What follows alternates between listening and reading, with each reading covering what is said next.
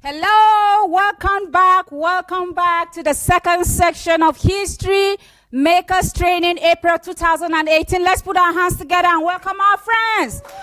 Woo! Woo, woo, woo!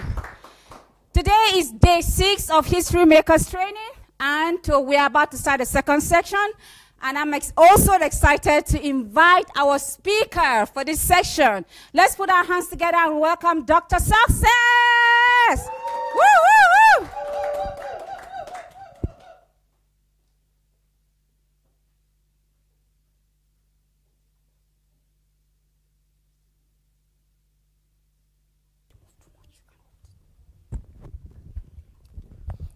Good afternoon. Hello, let's not sleep on me.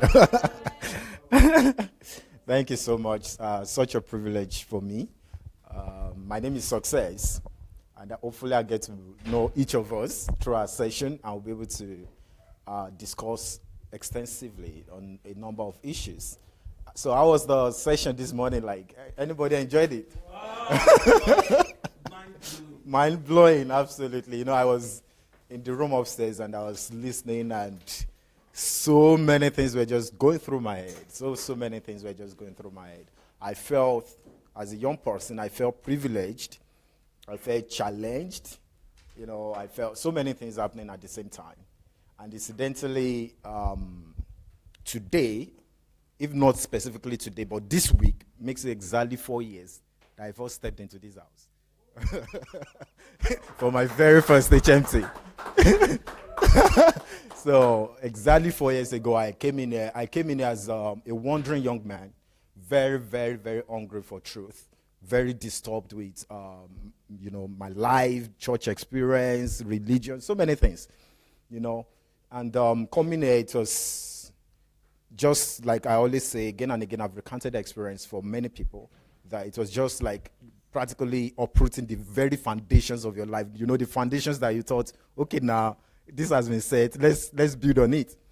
And then, that experience for me totally upturned everything, practically.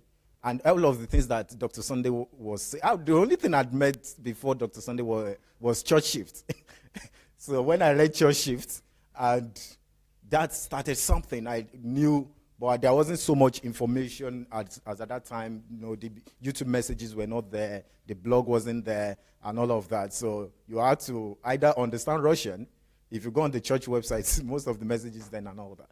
So it started something in me, and I wanted more. But unfortunately, also my African mindset tells me that when a man is big, you don't get to to see them.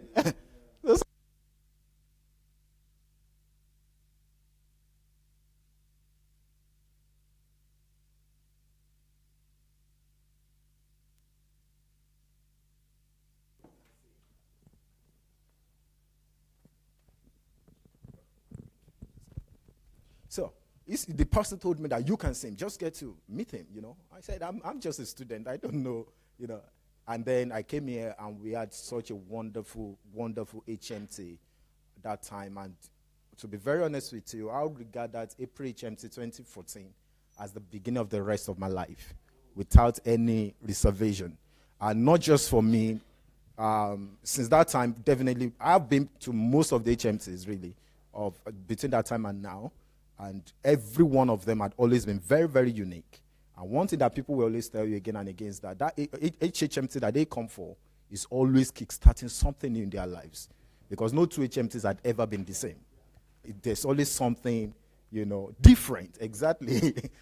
So when Dr. Sunday was teaching this morning, I was thinking, like, when will this man ever stop? When will that depth will ever finish? When you think, okay, I've exhausted everything now, So there's always the need to come around again to refreshing what we understand and what we thought that we grabbed.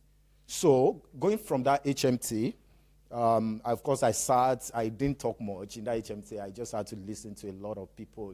Definitely there have been people who had been here again and again who had been there. So I just observed, and it's interesting how much people are able to do with the mindset of the kingdom, coming from HMT, getting all of this understanding, and literally going to the world and setting the world on fire. You know, very, very amazing. So the question I always asked them, well, most of the participants then was, how were you able to literally go from where you were to where you are now?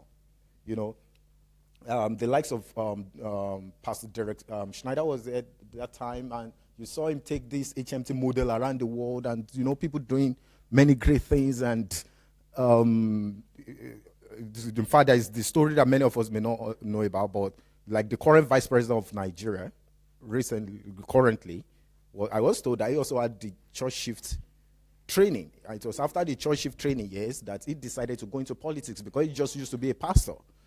So he decided to go into government, immediately after that. I'm not just going to be boxed in the pulpit and all of that. I knew that just a few years after, that was that going to be the opportunity for him to become that. So the interesting thing for me was I wanted to know how people, you know, yes, after all of this training, that this literally just, it's like a spark, and people just go like that. And the thing they said again and again is, never have the illusion that you understand or that you have gotten everything that there is to get. That is it. Never, ever have that illusion. Because of the environment, because of the presence, you know, there's an horror in the room, and there's so much energy coming for, and all of that. Sometimes we may think that, oh yes, now let me go and fly, you know, just like that. You know, they told me the first thing you need to do immediately after the HMT, create time for solitude. You know, many of them said again and again that you listen between 200 to 300 of Dr. Sunday's messages in that solitude. I was a student, but I did it. And since that time, I created a constant, it became a lifestyle for me, monthly solitude, you know. And of course, I would watch Dr. Sunday do this again and again every month, go into solitude, not talking, you know, just being by himself, studying and praying and all of that. And it's been amazing. It's been amazing. The success that came here 2014 in April is dead and forgotten. And it will never resurrect.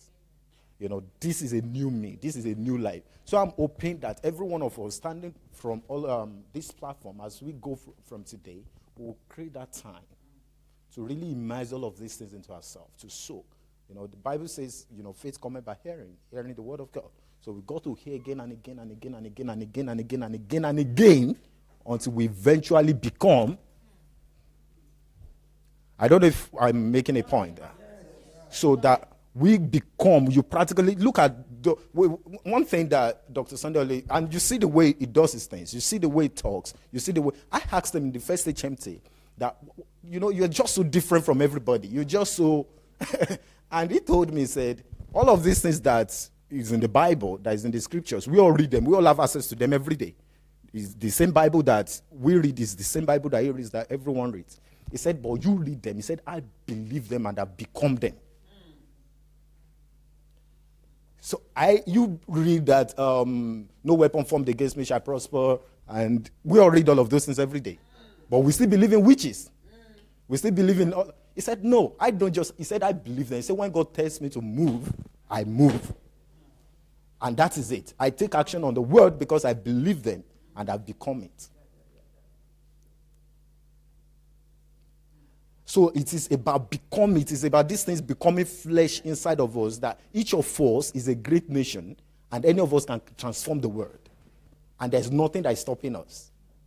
He used to tell us again and again, he often says it, that look, if I could, from a village of just 40 houses, you know, very poor, no background, no mother, no father, no nothing, I could have become, he said, imagine that all that you can become with all the opportunities that you have right now.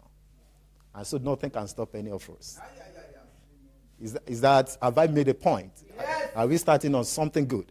All right, so the thing we are going to now do is that for all of the things that have been going on in our mind this week, there must have been a lot of transformation. And I believe that vision, we're going to be talking about vision this afternoon. I believe that vision has been born in our heart. You're beginning to see new dimensions, new things. So I just want us to just play a little game, and I want all of us to participate in it. You know, with all of the things that we have heard this week, I want you to imagine 2 years from now, let's just say 2 years from now, you call me back to HMT, and you standing on this place, and you saying, this is me. This is what I am beginning to do. This is the way I'm changing the world right now. I don't know if you understand. So we all are going to participate in this game. I want you to just, for a moment, because the end product of all knowledge, of all information should be vision. If you're getting information, if you get acquiring knowledge and it's not betting vision inside of you, it's actually a waste. It's not necessary. So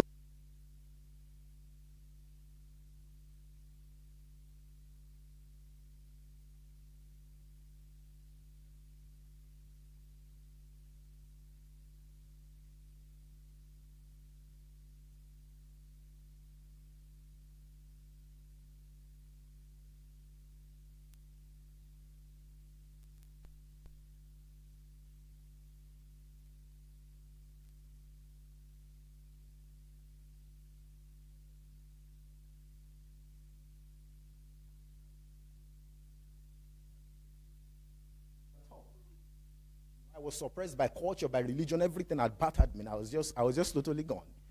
I was very rebellious inside of me, very, I'd been broken by the system. I didn't want to have anything to do with God. I told Dr. Sunday that when I came here, it was just, if I had come here and things had failed in that HMT, I wasn't going to have anything to do with God again. And I meant it.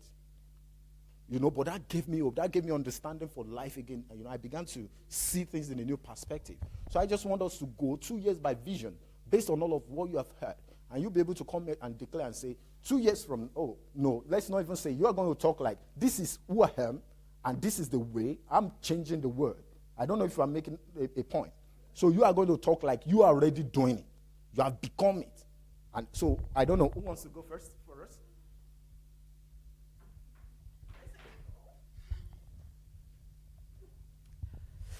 My name is Matilda from Thunder Bay, Canada, Sierra Leonean descent. I used to be a shy person. I used to be intimidated. Living here, I'm not going to be intimidated anymore. Thunder Bay is going to be a transformed nation. The suicide rate there is going to drop. You're talking now. This is 2020. 2020, isn't it? You're in 2020 now. You're telling them what happened in 2018 and then. So you're prophesying your future. So you're speaking the past. Yeah. You can tell us what happened 2 years ago. So it's the same thing, but put yourself in 2020 and tell us what has happened in 2018. Okay, got it. Thunder Bay is a free city. No more suicide. No more people living on the system. No more addiction.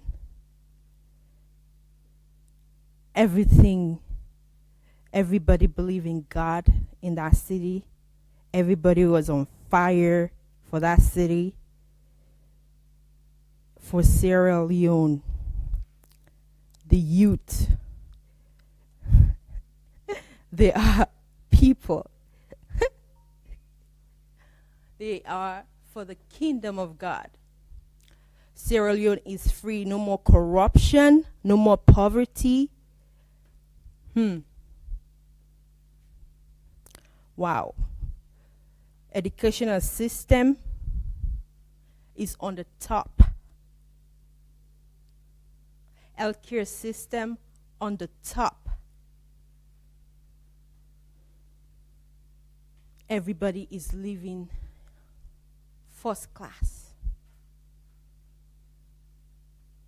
That's what I got. Thank you. Please, let's put our hands together. Thank you. Somebody wants to go next? Anybody? Let's make it fun.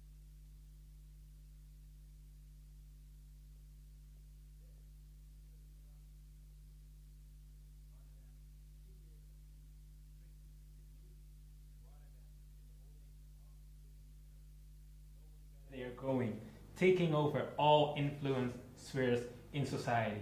I see them in media, I see them in politics, I see them in business, I see them everywhere. I'm going to make sure that it will happen.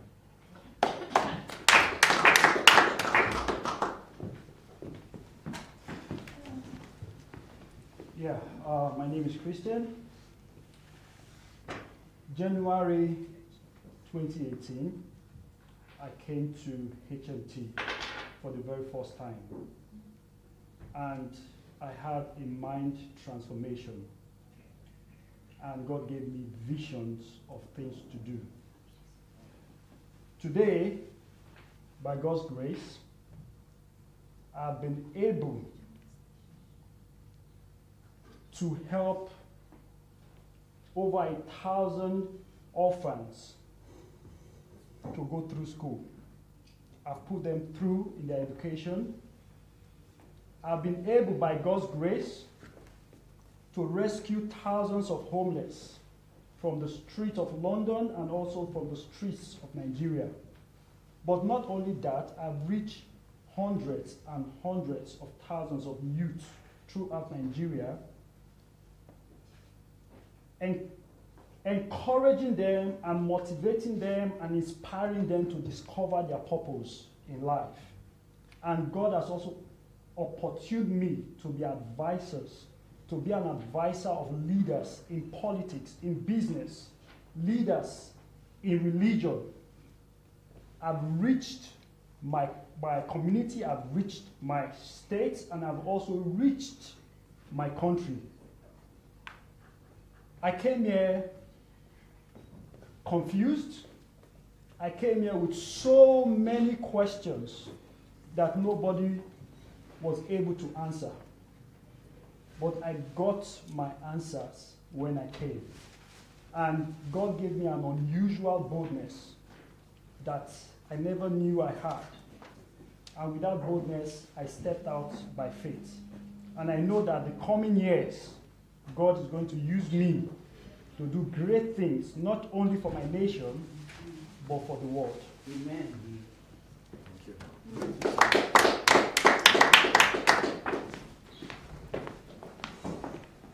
My name is Adelaja. 2016, November 2016, I had a very bad experience of my life, shock of my life, because I believe that I know God and that no evil will ever come near me. But 2016, something actually happened that was scary, and I just wanted help. But I couldn't get from anywhere. You know, I know people might be saying, oh, with all the support, I had very good support from my church member. It was awesome, but it didn't satisfy me because of what happened. So I was just looking for help, shelter, coverage. I was just looking for God. So, by God's grace, I was able to encounter Pastor Sunday Adelaja, and I, listened to some of, especially the topic on Miles Monroe, which God used. And I was, I found joy. I've said that several times. I said that the last time too. I found joy when I listened to that tape. So since then, I know my life is taking another direction. So that last year, the first HMT that I came, I knew that something has happened, that God is giving me a ministry. That what happened was for a reason, for, God taking me to another level. So I couldn't listen or to be held back. by nobody. I didn't want to listen to nobody, but just to go and do what I've been called into. So with that determination, come 2020, I'm seeing women, especially widows, being restored. I see their children going to school without fear, because those are the things that I passed through. I was fearful, how are these kids going to graduate? So that is what I'm going to, you know, for me to be able to do it in my own life, I want to do it for people. What I know how to do, I know that it has passed, you know, I'm greater than whatever problem it is. So I'm running into the problem to solve it so that it will be easy for me to solve mine.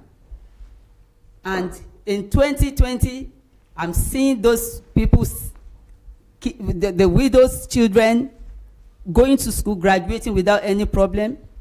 I'm seeing all those kids, orphans on the streets, or all those kids out of school on the street in Nigeria, most especially, going to school. As many as, you know, God is able to allow me. So that is what I have right now. But if, as the calling is, whatever is on the way, that I know that it's a problem in that country, Nigeria, that I can attend to, I am going to jump on it and solve it. And that's where I am right now.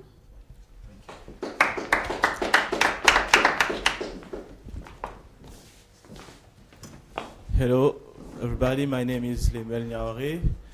Since my first HMT in April 2018, by the grace of God, my life has become a ground and a pillar of truth.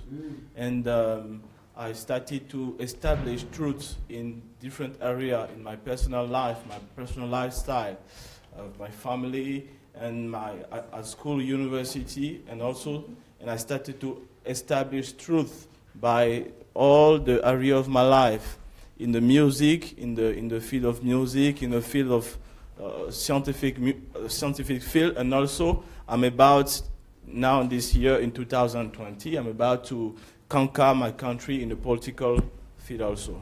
Just the beginning. Wow. Thank you. Next person.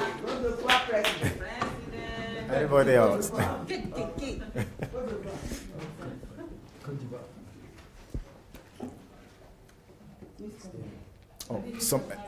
Okay, all right. So, do we have anyone coming again? Oh, all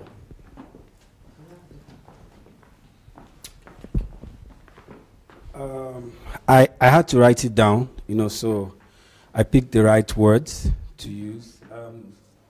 Today is sometime in January 2020, and this is what I would say from that day. I have built new school blocks and renovated several abandoned school blocks in the north for the forgotten students in Nigeria. I partnered with educational NGOs to create a curriculum to convert DSA's books into school materials to teach students on values. I have been able to help several substance abuse students to see the value in themselves and to fill the void in their heart. Those three statements, I will say it in January 2018. Thank you so much. Who's coming next?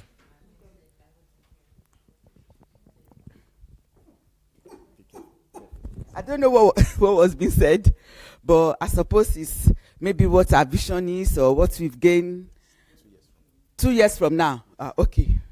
Wow. 2 years from now, as a group, I'll be part of this group that will be challenging each other. What have you read? What are you doing? As an individual, wow, I will be flying. Supporting schools, yeah, from London to Nigeria to Ukraine. and to Kodofua, to Finland. Yes, that's it for now. Thank you. Thank you so much.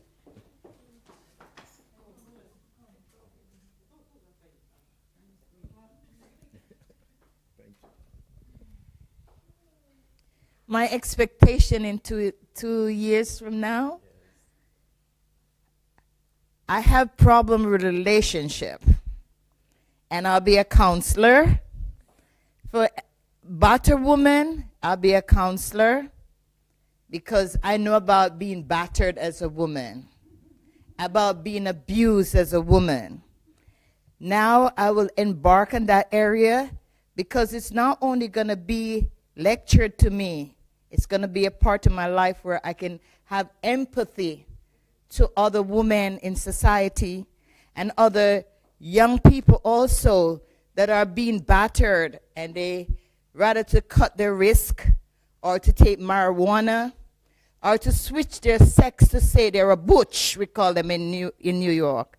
They want to be a man instead of a woman, to abuse another woman, because people do not understand the psyche behind it. When a woman wants to be a man, why you want to be a man? Yes, I'm living that in America, where somebody say they're a butch, but they've been abused.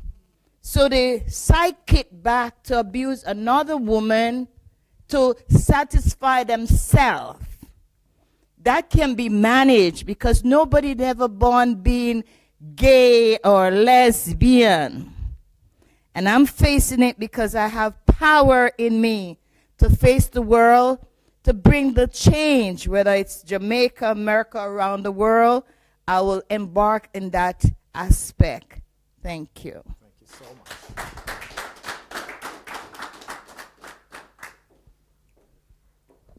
Hello, my name is Grace J. Esumchi. Oh, this is one of the scariest things I'm about to do, because I'm a woman of my own words. I don't take decision quickly, but when I do, I don't turn back. So, this is April 2020. Can you imagine? Congratulations, guys. Wow. You're back on Train the Trainer events this time. Hallelujah. Please give me a high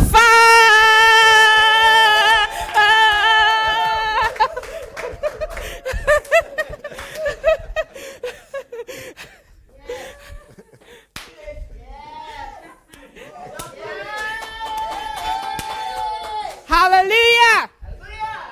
Whoa. Can you imagine? It's just been 24 months. Yes. And God, see how far the Lord has brought us. My goodness. See, few weeks before April 2018, I was facing a dilemma. I'd come to a point wherein I said, God, is it that we sweep deep down to the deepest part of this truth ocean, or I go back? It's as good as that. But I felt in my spirit it was time to go back to Ukraine and get more revelations of the truth. Twice my ticket, I couldn't make it. I had to just pay for the flight for that day. It was not the most easiest decision, but I just took it. And I came, there is a river somewhere, and your last energy. God, if I could only get down. And this time, school, drink. That was how it was for me 2 years ago. I came, and before I came, I'd had an encounter with a homeless guy. He's Romanian. He doesn't speak English. I was like, God. But I knew God organized that situation. But I didn't even know what to do. I said, me, Romanian. You see all these people now, when they see a boy in my car, they go start to think something where they are not know. But anyway, I followed God, took him, and it all started. By the time I went for that Ukraine program, I now knew why it was like that. Guess what? I bought the package. I came back, I thought, let me just start one small group and teach them. Maybe they will even understand. Like joke. Fire! Before you could say Jack Robinson, we had a group of 12. They called me to Black Rock. I started another group. They called me to Cork. I said, me, Cork. I went there. I started another group. Before you know it, I was raising leaders. Before you know it, leaders were raising leaders. I had to go back and call DSA. I don't know. See me, oh. I only started small, oh. Now the thing is catching fire everywhere, oh. Ha! And before you could say it, that DSA thing, oh, is contagious. See me, oh, black woman. I'm now changing nations. Imagine, organizing my own HMT. You know, there were some group of people I saw from Canada that time. I invited them. I saw one pastor from France. I invited him. I said, come and preach. That thing you learned, come and teach others. I saw some French-speaking people I invited one brother like that.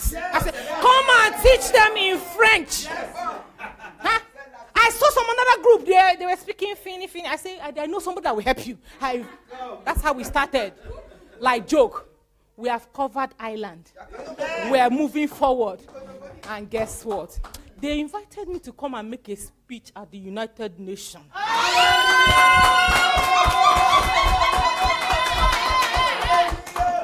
See me see trouble. See me see trouble. That's why Jesus said, you only need but a mustard seed. Start somewhere. Even your mistake, God will convert it. Even the bad English, God will convert it. Even your weakness, God will strengthen it. Everything, God will work it together for good. And guess what? This time I'm no longer a student. I came to train trainers.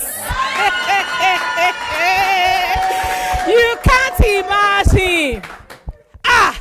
Apart from that, I started by saying, let me take one of DSA's book, Civilization. Where's that book? Where's that book on civilization? Give it to me. Give it to me. I took this book. I said, because I personally told my daughters, if you marry a black man, I will deal with you from the grave, sir. But I took this one, converted it into a curriculum. I taught them. They brought their friends. They taught their friends.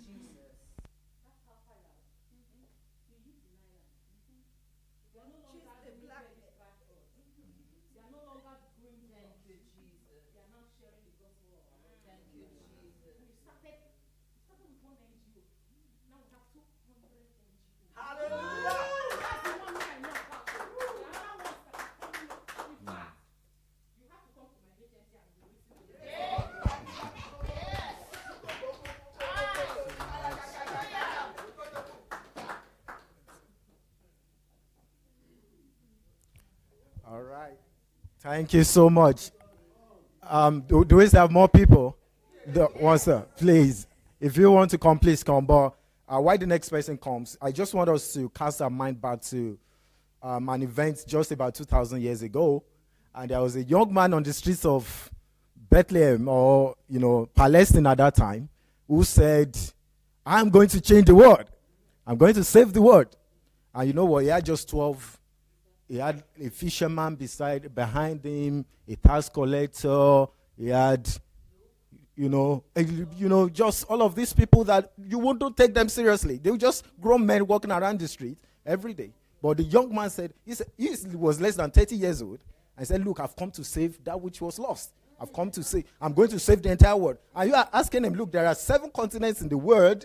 You only have Palestinians around you. How are you going to go to Africa? How are you going to go to Europe? How are you going to go to Asia? At least if you want to save the world, try and travel a little bit but he did do all of that. So it must have sounded like it was a joke. I don't know if you understand. Because we're talking about vision, and this is what vision is. Vision is made up of unreal stuff. A visionary lies to himself. The rest of the world lies to other people. So you have to first of all understand. You have to go first of all, cast your mind to the future. That was what Jesus Christ did 2,000 years ago. What we call the finished work of Christ, what we call the kingdom of God extending all over the world today, wasn't there. But look at what it has done today. Look at what it has become. And that is what is possible in the inside of every one of us. Because while you are saying it, while you are saying all of these things, casting your mind to the future, you probably, there's going to be a side of you that will be like, are you really sure?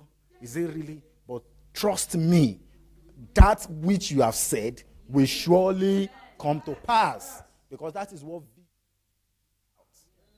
So we have to first of all cast our mind. You have to first of all be able to stand on this pedestal based on the information, based on all of the insight that you have, and be able to say, look, all of this is betting something inside of me. I feel something. I feel like in a few years from now, there's not going to be any street children again on the street of Lagos. I feel like our young people are no longer going to be in drugs. I feel like all of the broken marriages are going to be restored. All of those things. So when you have such a vision, it is at that point in time that you actually become alive. That is the first time that a man is born. Because we have already booked this week, a visionless life is what? Is a meaningless life. Except a man has vision, he is not even alive, he is dead. So do we have maybe a few people more, or one or two people more before we go to the topic today? I think it's going to be hot in here this afternoon. So, do you have? All right. If no other persons want to speak, you want to.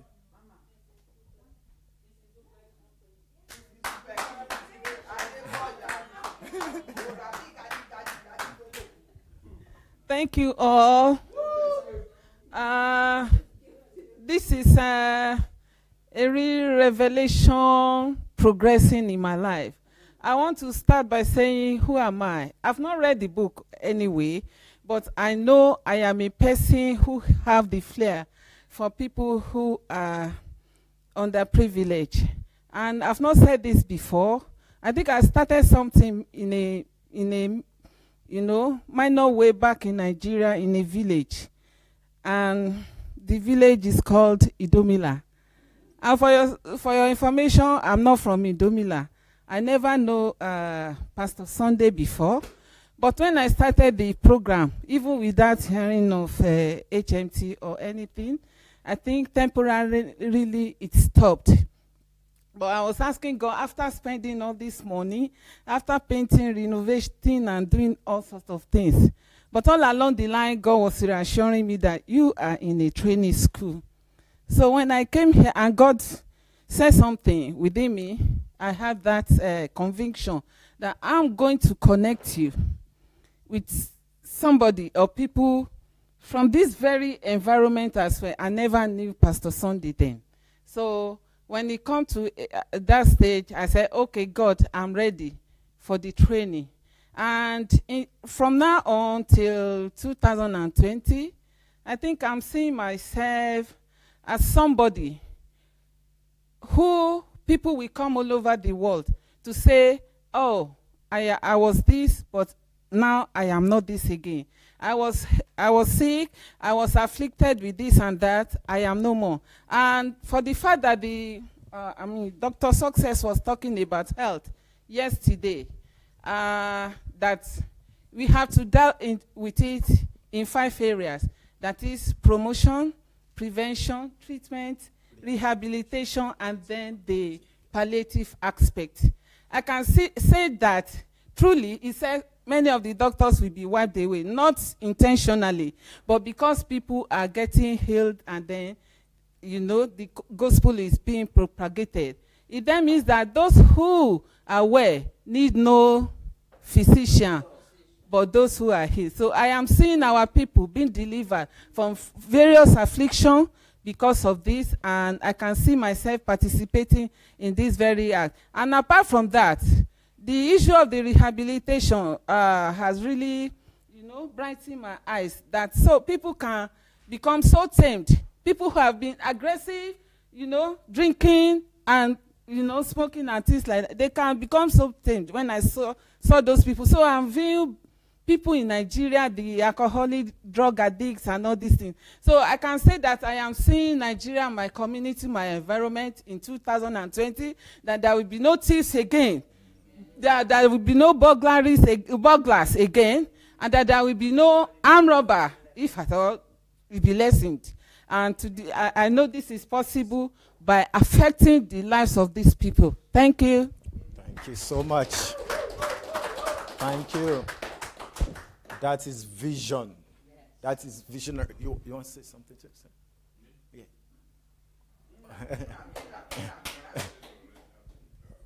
Okay.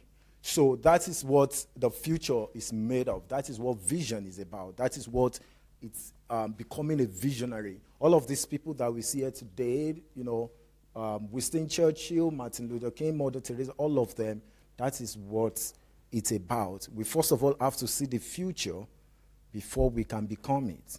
And this is about building a nation. Each of us becoming, I think one of the books we also use this week is Becoming the Abraham of Your Nation, or is that? Becoming the Abraham of your nation. When the first time I had Dr. Sunday talk on that, it bettered something very, very seriously inside of me. Very, very serious. Because God has mandated each of us to be the father of a nation. And that is what we are going to talk about this afternoon. So this afternoon we want to talk about a meaningless nation, or a visionless nation is a meaningless nation.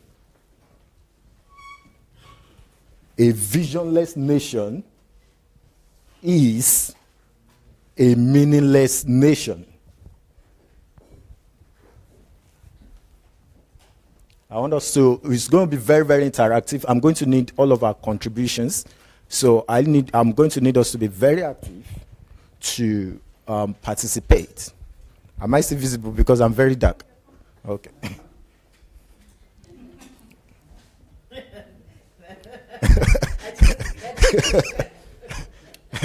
I'm a very really dark and beautiful. Yes, it's good. So a visionless nation is a meaningless nation. This, of course, is born from the book that we read this week. A visionless life is a meaningless life. How many of us enjoyed that book? Yeah. I think it's a very powerful book, extremely powerful book. So now we are talking about it just as a visionless life is a meaningless life, so also a visionless nation is a meaningless nation. So we also are going to talk about how to establish a nation. How many of us actually know that, of course, through this week we've been told again and again that we can establish a nation. Each of us can actually establish a nation. Do you know that for every country in the world, so-called, certain people got together to say that at this point in time that we want to have this nation. We want to have this country.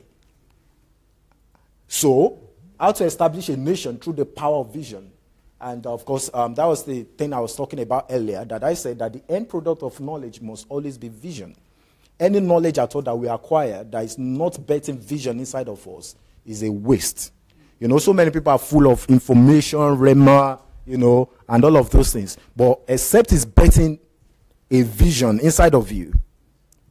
I don't know if you got it. Yeah. God told Abraham, he said, come out in the dark, look at the skies. God wanted him to see something.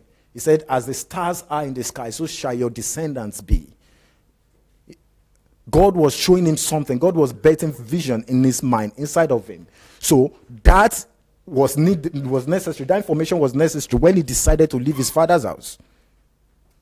So we must be able to have vision through topics that we have heard this week, becoming civilized, becoming a civilized personality, through building a civilized nation through the 10 Commandments and all of those topics. The essence of every one of those teachings is to be able to do what for us? Is to be able to bet a vision. So as we are listening to DSA again and again, if there's a teaching, you are going to always listen again and again from DSA. You are going to hear like a million times from DSA is the power of conversion. And let me tell you the difference between religion and relationship, really. Between religion and life. Religion dwells so much on information. It's always about new rema, new information. What did you have in your quiet time this morning? I wrote 5 pages. All of those things. And, it's so much stuff, right? But tell them about the conversion of it. No application. So that is why the religious nations are always the poorest of nations. I dare you to do it because I've done it. Go to the most religious nations on earth. Philippines, Somalia, and what do you call them? What do you call these countries? All of these poor, most religious nations.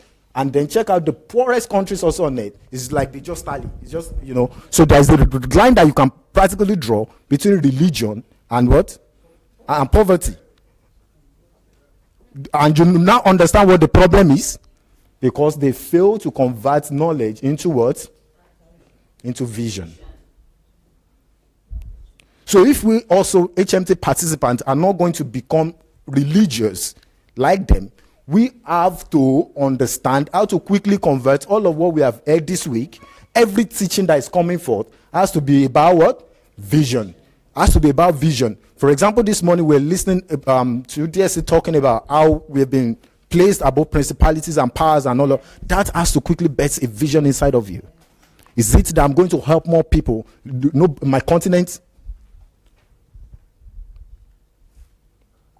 Oh, my continent is going to be free from superstitious belief, from mysticism and all of that. Whatever thing it is, something has to quickly be born in the inside. So, now we have to define what a vision, what a nation is.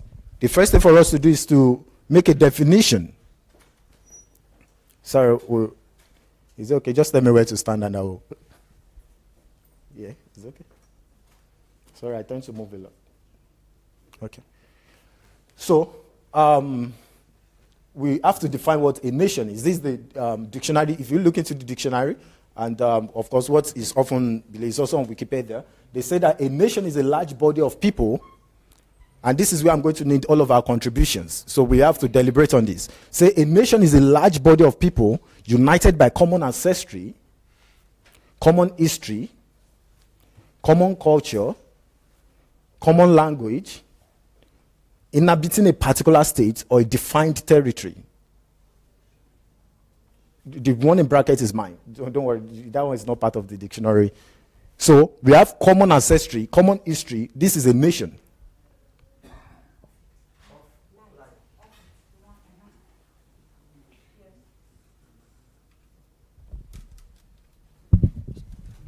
Okay, sorry. Okay. So, is it okay? Okay. So, united by common ancestry, common history, common culture, common language, common inhabiting a particular state or defined territory. Okay. So I have a big question because this was the initial confusion. If this is the definition, the accepted definition of a nation, then let's take Nigeria for example. Is it a nation? Do we have a common ancestry?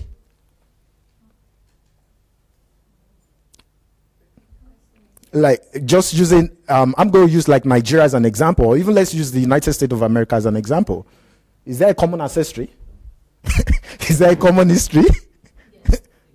No. The Igbos will say we are from, the Yorubas will say we are from, the Hausas will say we are from. Is there a common ancestry? A common history? Is there a common culture? Is there a common language? No. Okay, let's even agree that we are in a defined. So that becomes a big problem, don't you think? Yes. Not really. Okay, so you want to say something? This is going to be interesting. I always like to start debates, Yes.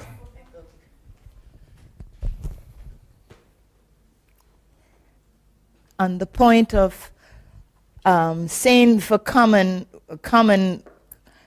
function, the function come in a common way is that we all say the same thing, we all will dance the same way. I'm very dramatic, so understand me in that fashion, to say that something that is common is like everybody know how to dance, but some people have special way of dancing and it's within the culture. We have Spanish we have Hebrew in America, we have Spanish, we have Italian, we have different many Creole from Haiti. We have a lot of different people. We don't have common things. We eat food that is common. We need a light to live in our household or what, that's common. but then we can come common by learning from each other. And, you know, come diverse to come together. Thank you so much. You're already talking about one of Pastor's book that is coming very soon out is called The Beauty of Nigeria's Diversity. And that's the point, bringing different things together into same pots. Yeah. So, but as it were, we really have to look at it on the surface. So if people they have to have same ancestry, same history, same culture, same language, they have to, have same language and all of that, then the problem is that maybe countries are really not nations. Maybe. But you know what? What actually makes a country a nation is the unifying vision of that country. If the country does not have a unifying vision, it is a meaningless country. Maybe let me try and take that slowly, maybe a little bit again. That what unifies, what makes a country a nation is the unifying what? Vision. Because it is vision that is going to give us a common ancestry. We are going to find our common ancestry in vision. We are going to find our common history in vision. We are going to find our common culture. It is vision that is going to give all of us a common word, culture. So if we say, for example, in our country, we don't litter the ground. We don't destroy the environment. Because of the unifying vision, it is that vision that gives us what? A common culture. That is what everybody begins to abide with. Am I making a point? Yes. So, without a vision now, if the vision of a country is not quickly established, then it becomes a meaningless country. And that is why we have a lot of meaningless countries. Am I making a point? All right. So now, I said a nation is born when there is a collective binding of a unified vision. If we cannot define what the vision is, then there is no nation, no matter how big the country is. A country could be 200 million people, 250 million people, 300 million people, 1 billion people like China and India, and all of that. If there is no unifying vision, if there is no burning vision for that country that every citizen can key into and say this is what we are becoming, then it is going to always be a meaningless country. And we have so many examples of that. Maybe someone can give us an example. Meaningless country. I didn't say that.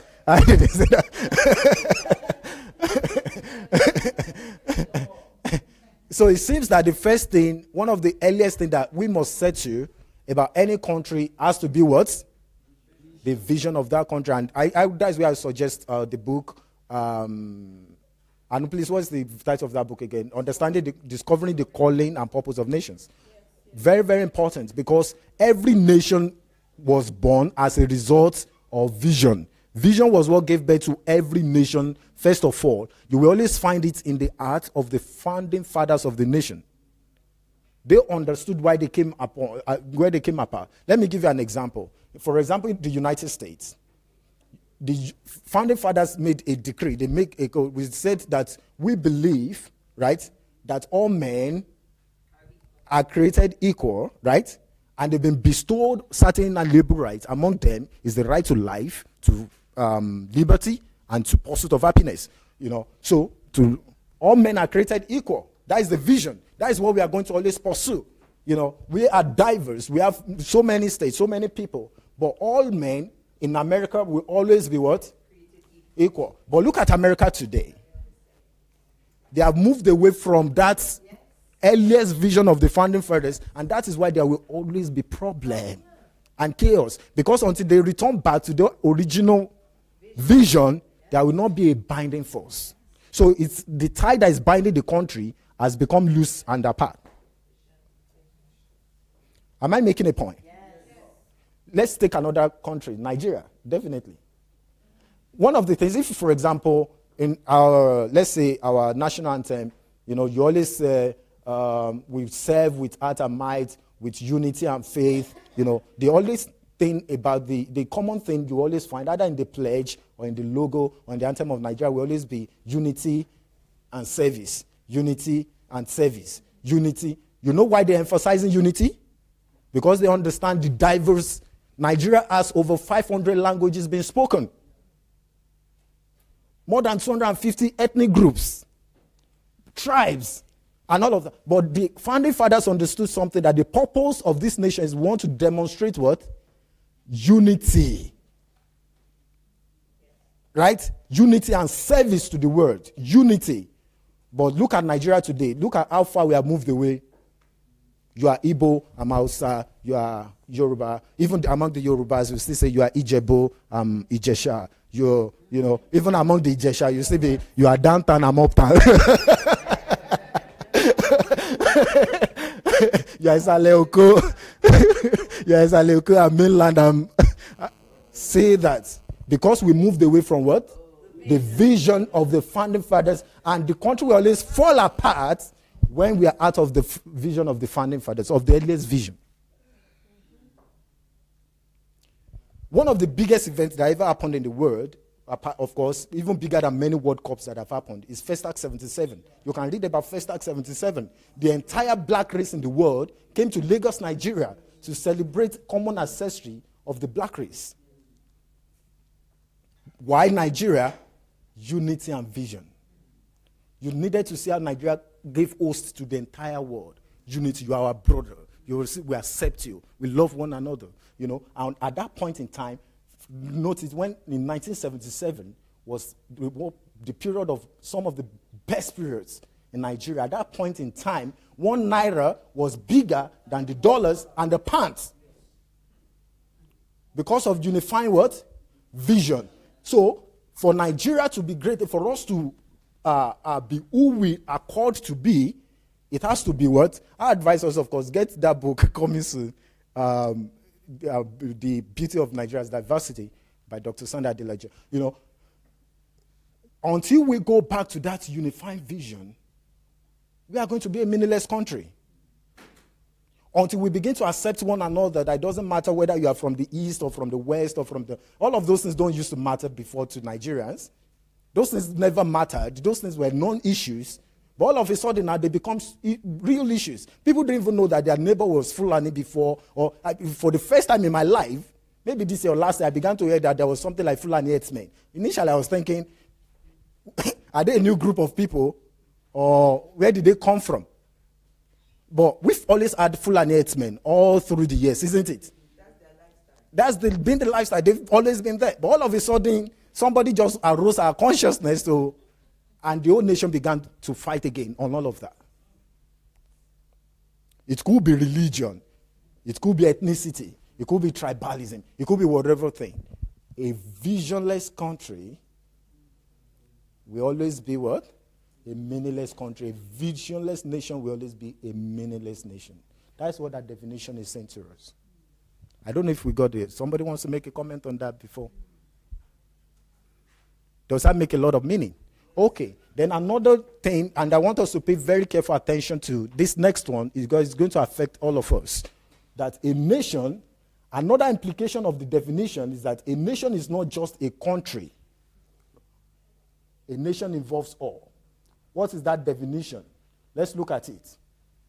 Common ancestry, common history, common culture, common language, inhabiting a particular state or defined territory. Now, let me give an example. Let's say, for example, let's use the example of drug addiction.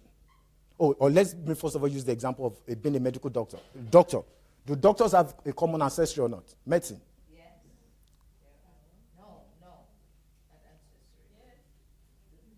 I like debate.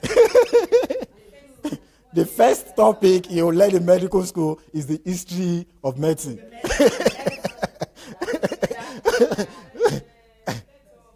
Yes. They will tell you how the profession began, how it all began, the history. Common ancestry, common history, right? Do we have a common culture? Is that something that you always see doctors do? Oh, great. Is that a common language? There are certain things, medical terminologies. Two doctors can be talking for 1 hour, you may not understand what they're talking about, right? That talks about what? Common language. Great. Do they inhabit a particular territory? Is there a place you can always find doctors? So are doctors nations or not? So why will somebody say, until you come to the church, you can't be... You are not a nation, or... Okay, let's look at drug addicts, those who are into addiction. Do they have a common ancestry? Is there a way that this thing began? A pattern in which they began to take drugs? Okay, great. Is there a common history for them? Do they have a common culture? Are there things that drug addicts constantly do? Great. Do they have a common language? Is there a thing they...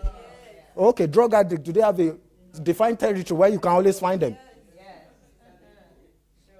So are they a nation or not? Ooh. So somebody can actually get vision for that nation. So I think we should rather even begin to call them a nation. So that I'm having the nation of what? The drug addict. Okay, homeless people. Let's look at it. Is there a common ancestry? Is there a way to... Huh? Homeless people. Okay. Do you have a common history? Is there a common culture for them?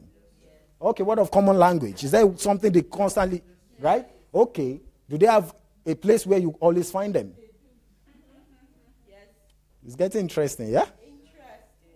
So what nation have you been called onto? All of this week we've been hearing nation and nation and nation. And sometimes some of us will be wondering, but about the whole country, the whole Nigeria, the whole... Some of us have been called to that, no doubt. But some of us also have been called to the nation of homeless people, of the addicts, of suicide, prone people, and all of that. Are we making some meaning? Yes. So should we continue? Yes. So remember, what we are talking about is a visionless nation is what? Is a meaningless nation. So the first thing is that you must develop a vision for that nation. Yes, and say, because of this, I have a vision for all of the addicts in my country. And this is going to be, henceforth, this is going to be what is going to happen to this nation. A single man, do you know that a single man can actually determine that?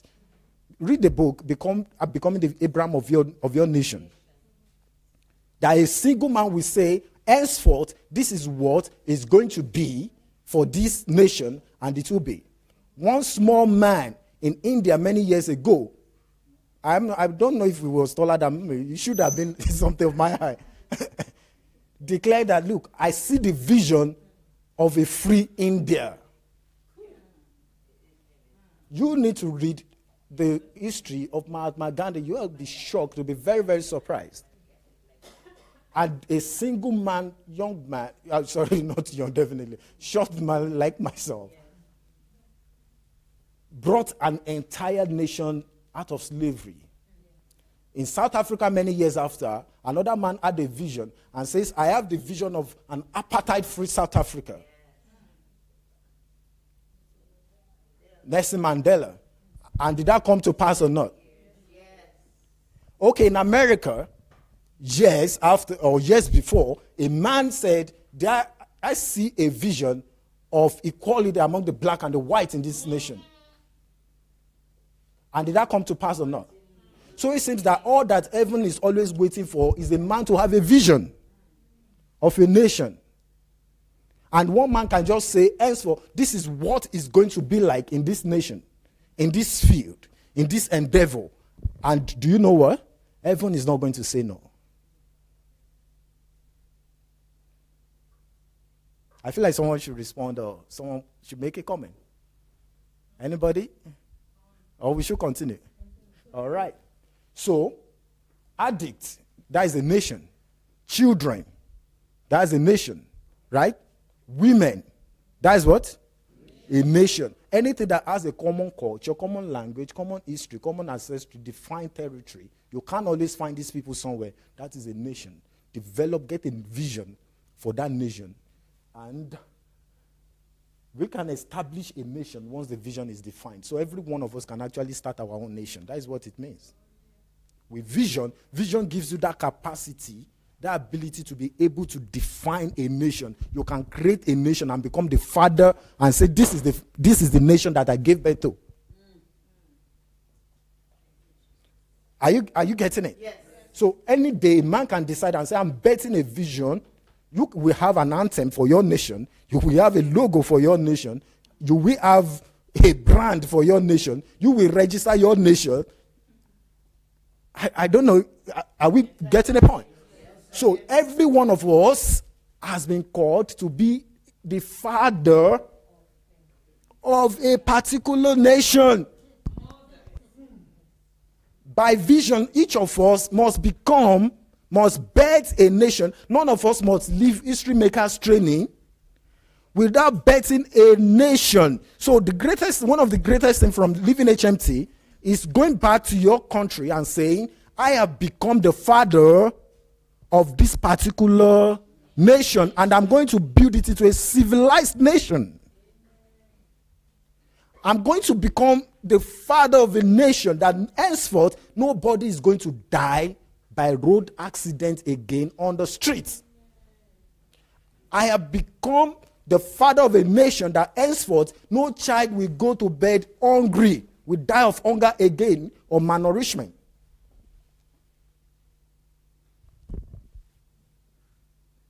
How to what? Through the power of vision. Is it possible or not? Is it very possible or not? Can we all do it or not? I think if a man is not doing it, it's doable. Is it practicable or not? So if somebody chooses not to be the father of a nation, I think it's by choice. You just decided to, I don't want to. I just want to be meaningless. I just want to be useless. I just don't want to make any impact. I just want to. It's unfortunate that perhaps maybe 95% or more than 95% of the world is living a visionless life. How many people do you think have bettered a nation through vision like this? So a lot of people don't even understand that they can give birth to a nation. They don't understand how to bet a nation, or that they can have a nation registered. For many people, you know what they are doing with all their life? Supporting another man's what? Nation, vision. Just, come on Friday, come on Monday, come on Wednesday, NIVG, we are there. Give this one, give your salary, donate your blood, and all of that. You say that. But whereas, imagine that those that God has himself called to be fathers of a nation, they have lent themselves out as citizens of another country. Borrowed themselves. That was what the Bible talked of the prodigal son. He borrowed himself away as a citizen of another country. The one that is meant to be the father of a nation was meant to be the Lord of his father's house. And we are just slaving away. Well, let's continue. Maybe we could reach some ground. So please, let's not forget that definition, right? Where is it again? Please, let's not forget this. I think it's going to change a lot of our understanding and our nation too. So now let me ask, are all countries nations from this understanding? Are all countries in the world nations? Let's look at it again. Are all countries nations? Is it every country that has a vision, that has a burning vision? Even though they were born by vision, but many of them have walked away, isn't it? So currently now, not all countries are nations. For what reason? Lack of vision. Now, are all nations countries? Is it every nation that is a country? It's also no, right? Because it's not every nation that is Nigeria, Japan, China. We also have nations that are called what? Give me examples of them. Addicts. Yes. Women, doctors, nurses, orphans, homeless, lawyers, nurses, name them. Depressed people, people going through depression, people going to religious people. That is my nation. Religious and ignorant. And deliver them. That is it. After that, yes. All sorts of things that people are going through. Remember that scripture that DSA read for us this week. Please, let's not forget it. That the endless expectation of creation waits for manifestation of this. The Bible says that the creation groans. The creation is groaning. There are people that are saying, oh God, oh God, oh, every day crying out to God. Where is our Savior? Where is our deliverer? Where is our champion? Where is it that will come for us? Every day, every blessed day, people are groaning just for you and I to show up. All they are just waiting for is that that they need is just for us to just stand up and to just show up. Yesterday I was watching the speech by Malala, the young lady who won the Nobel Prize for... And, even before I came in, it was just podcast I was listening to again. And she said the Taliban in Pakistan at that time told them that no girl should go to school. So they outlawed girl education. And she said, who are they to take away the right to my education? And she began, you know what she began with? She began to write articles for BBC. She wasn't using her name then because, they were concerned for her security. So she was writing under a pen name, writing for BBC about girl education, the right to girl education, the fact that many girls, she was raising a concern for the world. At that time, who knew Malala? Who knew her? But she kept writing. Girls are no longer coming to school. Taliban are scaring these girls away. We have a right to education and all of that. She began, to raise her voice. And one day they showed up and shot her in the head. The bullet passed through the head into her shoulder. And then they did the operation and she was successful. And when she came out, she became she kept championing global voice for young girls. Every girl must go to school. And she became a Nobel Peace Prize winner. And she said, I'm donating all of this money to build schools for girls around the world. How old was she? 17 years old. 17. So all that is needed sometimes is just for us to speak up, to just show up, for you to just begin to, for that nation. Your nation is, there are children that are saying, if only somebody will just speak up for us. If somebody will just write for us. If somebody will just go to parliament for us. If somebody will just advocate. Are we going to show up or not? Are we going to use vision to show up or not? With the power of vision, we must show up. The nations are waiting. So vision, as I said before, vision-bettered nations, every nation on earth is or was a product of vision. The problem they have is that they walked away from what? From the vision. So I said the most essential, would you agree with me if I say now that the most essential part of any nation, therefore, is the what? Is the vision that bore it, isn't it? The most essential part of any is the vision that bore it. When so-called people say the church was born in the Act of the Apostles and on the day of Pentecost and things like that, and of course we read the story of the church of the Act of the Apostles, that was the vision that bore it. But over time, what happened to that vision? Moved away from the vision, and look at what the church has become today, like a marketplace. So the most essential part of any nation, the nation is not as important as the vision. The vision must always be the thing that, even for family, every family must be born. One of the things we read in A Visionless Life, The Meaningless Life, is the fact that vision is what must birth a family, must be what births a children. So, this is it. God told Abraham, I know Abraham, that he will do what? He will command his children, right? He's going to pass on what? The vision to his children, right?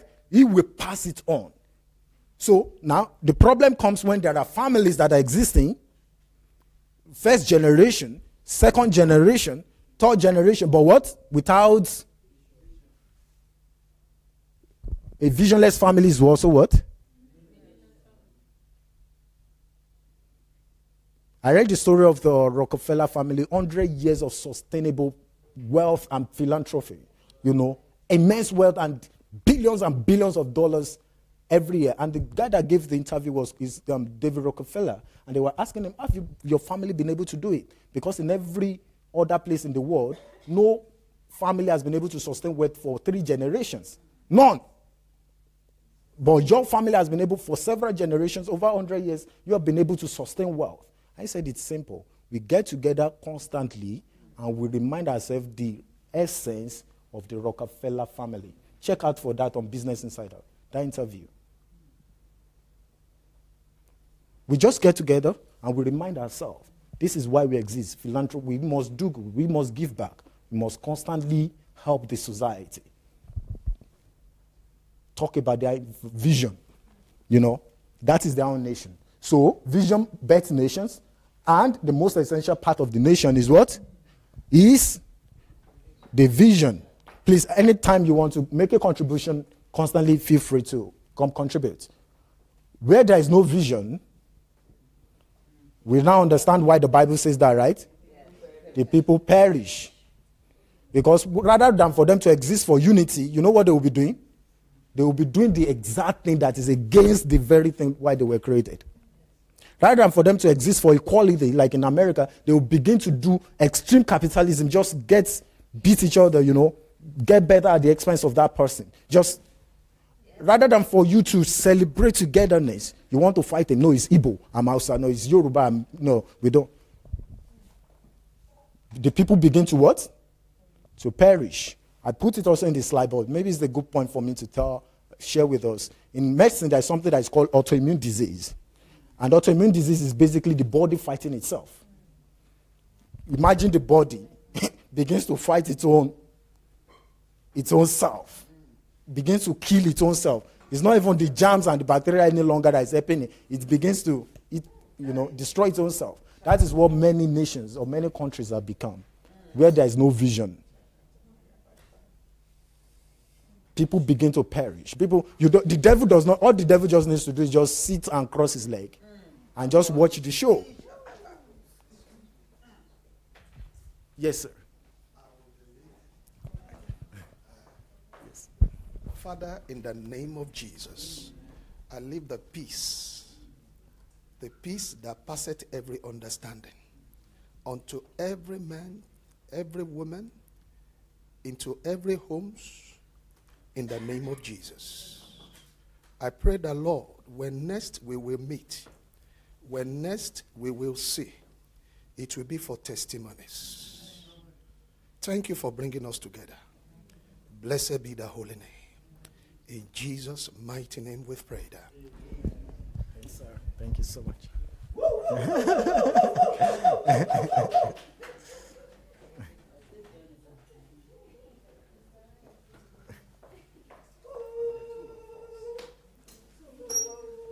All right. So,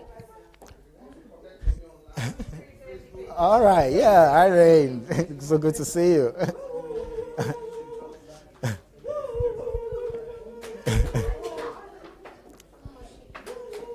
All right. Thank you.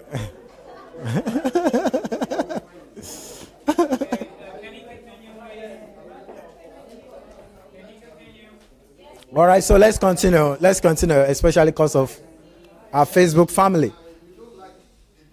So where there is no vision, the people perish, right? So let's go on. Would you agree also that the crisis of a nation is due to the crisis of vision?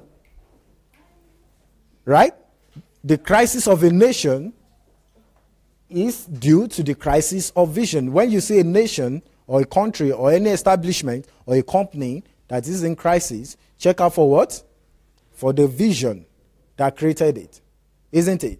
When Steve Jobs was first CEO of Apple, and then he somehow was evicted from the company that he started, and several years after, they ran into serious trouble. And then he started 2 successful companies, and they invited him to come back. And he came back. The simple thing they brought back? It was just the vision of the company. The need for them to constantly be innovative and be ahead of the game. So that was just basically what it brought back to Apple. So it was basically, look, we've got to constantly, we are innovative, we are leaders. We've got to constantly be ahead, So it's always about vision. The vision of the company, of the family, of the whatever nation that there is. Fulfillment and true happiness can only come from aligning to vision. That one is wealthy and prosperous does not mean that it has meaning. That it is big does not mean that it is meaningful. This is another illusion of Africa, because they think once the church is big and people are many and a lot of people and all that it is, if there is no vision, it is what? It is still meaningless. Meaningless. All is meaningless, says the preacher. So a nation may be big, large, and prosperous, but still might be in crisis due to crisis of vision. We'll use America again as an example of that. America currently is a nation in crisis because they went away from the vision of the founding fathers. I put in statistics, 13,286 people killed by firearms alone in 2015. And this was just like the authentic figure I could get. There have been much more work cases since then. That is according to Gun Violence Archive. And 26,819 people were injured. 60% of all death in America is due to gun violence. You can imagine that. People beginning to see themselves as enemy and beginning to fight and that racially motivated police brutality among top 5 problems in America, all kinds of things. That is a nation that was meant to be built on equality, but that, when we move out of national vision or, of course, personal vision or the vision of your nation, when we move out of it, we move straight. Look, we don't just move out of vision and stay in a neutral ground. No. This is the point I'm trying to establish. Yes. It's always from one extreme to the other extreme. So when we move out of vision, the thing we move straight into? Anti-vision. We begin to fight the vision. And that is one of the strongest things. When we move out of the vision of the church, when we move out of the vision of life, when we move out of vision of family, what do we move straight into? Anti-vision. We begin to fight the very essence of the church, of Christ, of everything, and we begin to destroy ourselves. This is very, very powerful for us to note. Extremely powerful. When a man moves out of the vision of his life, you begin to do what? Fight and destroy yourself. Everything you will think you are going to work for money, for salary. You think you are but what you're actually doing, that money, the salary, and all of those things is actually killing the very essence of your life. Everything. In Matthew 25, let's use this story. In Matthew 25, remember the story of the talents, the parable of the talents. And to one he gave 5 talents, and to another he gave 2 talents, yeah? And was it 2 or 2 or 3? 5, 2, and 1. Okay. He gave 5, he gave 2, and he gave 1, right? And then the one with 5 went and traded, right? And got 5 more. The one with 2 traded and got what? 2 more. And the one with 1 said, I am afraid. That was what he said. He said, I was afraid. I knew you were hard, wicked. I was afraid. A lot of us don't want to trade with vision. We don't want to trade for our nation because we are what? Afraid. Now, what happened to him? Did his life just stay in the middle? The master said to him, you are a wicked what? And unprofitable servant. He said, you are cast into what? Outer darkness. That means basically, when the guy was not trading with his talents and everything that he's been given, he thought he was just being neutral. I'm just passive, I'm not. But look at when the master came back. Was his fear tolerated? What will people say? What will my people think? People will only say, what about the money? What about the resources? I don't have money. And all of the fear excuses. But when the master came back, none of that mattered. Did he ask him what was the problem? Did he ask him? He didn't ask him what the problem was. So why the servant saw being passive as a good place to stand, the master took it from the other side of where the man was actually was. He was fighting himself. So the master said, you are cast into utter darkness. You are cast into life of pain. You are cast into life of just soft. Do you know a lot of people go, like some people in jobs, in working for money, right? DSA teaches about this a lot, right? 9 to 5 in a job that if they give you one opportunity not to be there for 1 hour, you are not going to be there for 1 hour. But because of money, because of salary, because we just want to, 9 to 5 every day, outer darkness, just pain, just pain. That is somebody that should be the creator of companies, that should be the lord of estates, that should have bettered nations. Now you have become a slave, anti-vision. So while you are doing all of those things, suppressing yourself, you know what is happening? You are killing the very vision for which you were created for. So can you imagine, let's say, for example, Abraham walking in the field of the Palestinians, walking in the field of, and when you ask him, Abraham, what are you doing? And he's saying, I'm trying to get salary for my family. I'm trying to survive. I'm just trying to get by today. I'm just trying to. And God will say to him, are you not called to be what? Father of nations. How dare you, a father of many nations? You are walking against the very vision that I gave to you. I don't know if I'm coming across. Yes. Am I making some meaning? Yes. So basically, when we do not act with vision, we move straight into what? Anti-vision. We begin to fight ourselves. We become autoimmune disorder, autoimmune disease. I wish I'm making some point, you know. Can I share that I understand? Yes, please. There is a plan, that which there was a vision, and the business is new creation, quality construction. That's the vision. It was formed on paper. It has its tax information and everything. The vision. But the vision died because of fear, saying that not having the money to pay the staff or to pay the people, and knowing that you get it's not a contract. You get a job from someone and you give them an estimate, and then they would have you put the materials together to repair their house or whatever it is that they need to repair. But if you put your money forward and you start the job, then they start to cry. You don't have money to give the people. Then they said they're mad because you give them work to do. So then we pull back.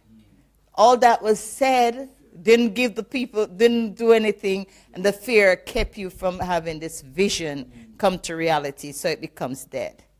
So I use that, which is about myself, to state with you, because everything is together. The license, the tax number, everything.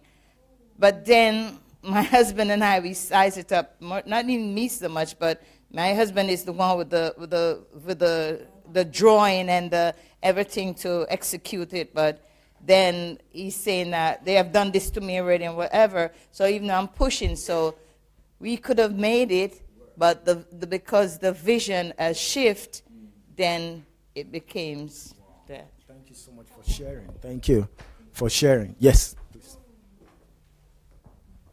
What just came to my mind is concerning the kingdom. As he was sharing, it just occurred to me that is the reason why Jesus Christ said, if you are not for me, you are against me. If you are not gathering, you are scattering. Meaning, if you are not in line with the vision of the kingdom, it means you are actually fighting against the kingdom. So those who are in church doing religion, they are not, it's not just saying that, they are deceived. And we think, they are ignorant and they are just standing there and they are deceived. No, they are actually fighting Christ. In all their sincerity, they are fighting against the vision of the kingdom. That was why Jesus Christ, that was why Jesus Christ said about the Pharisees that you won't enter, but you're actually obstructing people from entering because you are fighting the very essence of the kingdom. So there is no, please let's just get this very, very, a lot of us, the greatest enemy of vision is fear. Fear will always want you, what will I eat? What will I wear? What will I drink? How will this happen? What will I, all of those kind of things. And you know what? When you're thinking all of those things, you think, I just want to shift myself to the middle ground. Let me just, let me not act. Let people not know that I'm there. Let people not know that, But when you are actually taking that stand before God, you are actually fighting. You have taken the enemy side against God, because imagine God sent you as a deliverer to children. All of those children that are daily, so many things happening every day. I get to see some of these very ridiculous things, while walking in the hospital, and you will just not imagine the silliest of things that bring children to the hospital. Yes. You just not imagine. And now, basically, God has sent deliverers. God has sent saviors to them. And because of fear, somebody's, they are caused, maybe like DSA was talking this morning, they are witches, they are, and all of that. But before God, you have actually taken a position against those children. You are supporting, exactly. You are actually killing them. So when God will demand accountability, God will not, or definitely we were not on the side of God, but God will not see us as the middleman. How will God see us? He will rather see that you took a position against me. Lazy and wicked servant. Yes, please, no problem. Let me bring it home. Inspiration to write a book. But God, this topic, I'm not sure. What would they say? I don't even know a lot. Instead of making steps to go and research. Inspiration to invent a product. Then you step forward and see, now walk they here, oh Jesus. Inspiration to speak against what the church is doing. No, I don't want this GO's problem.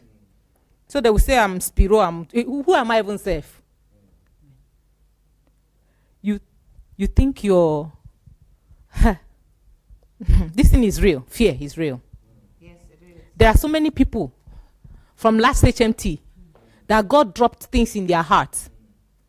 But because of fear of what husband will say, what wife will say, what somebody will say.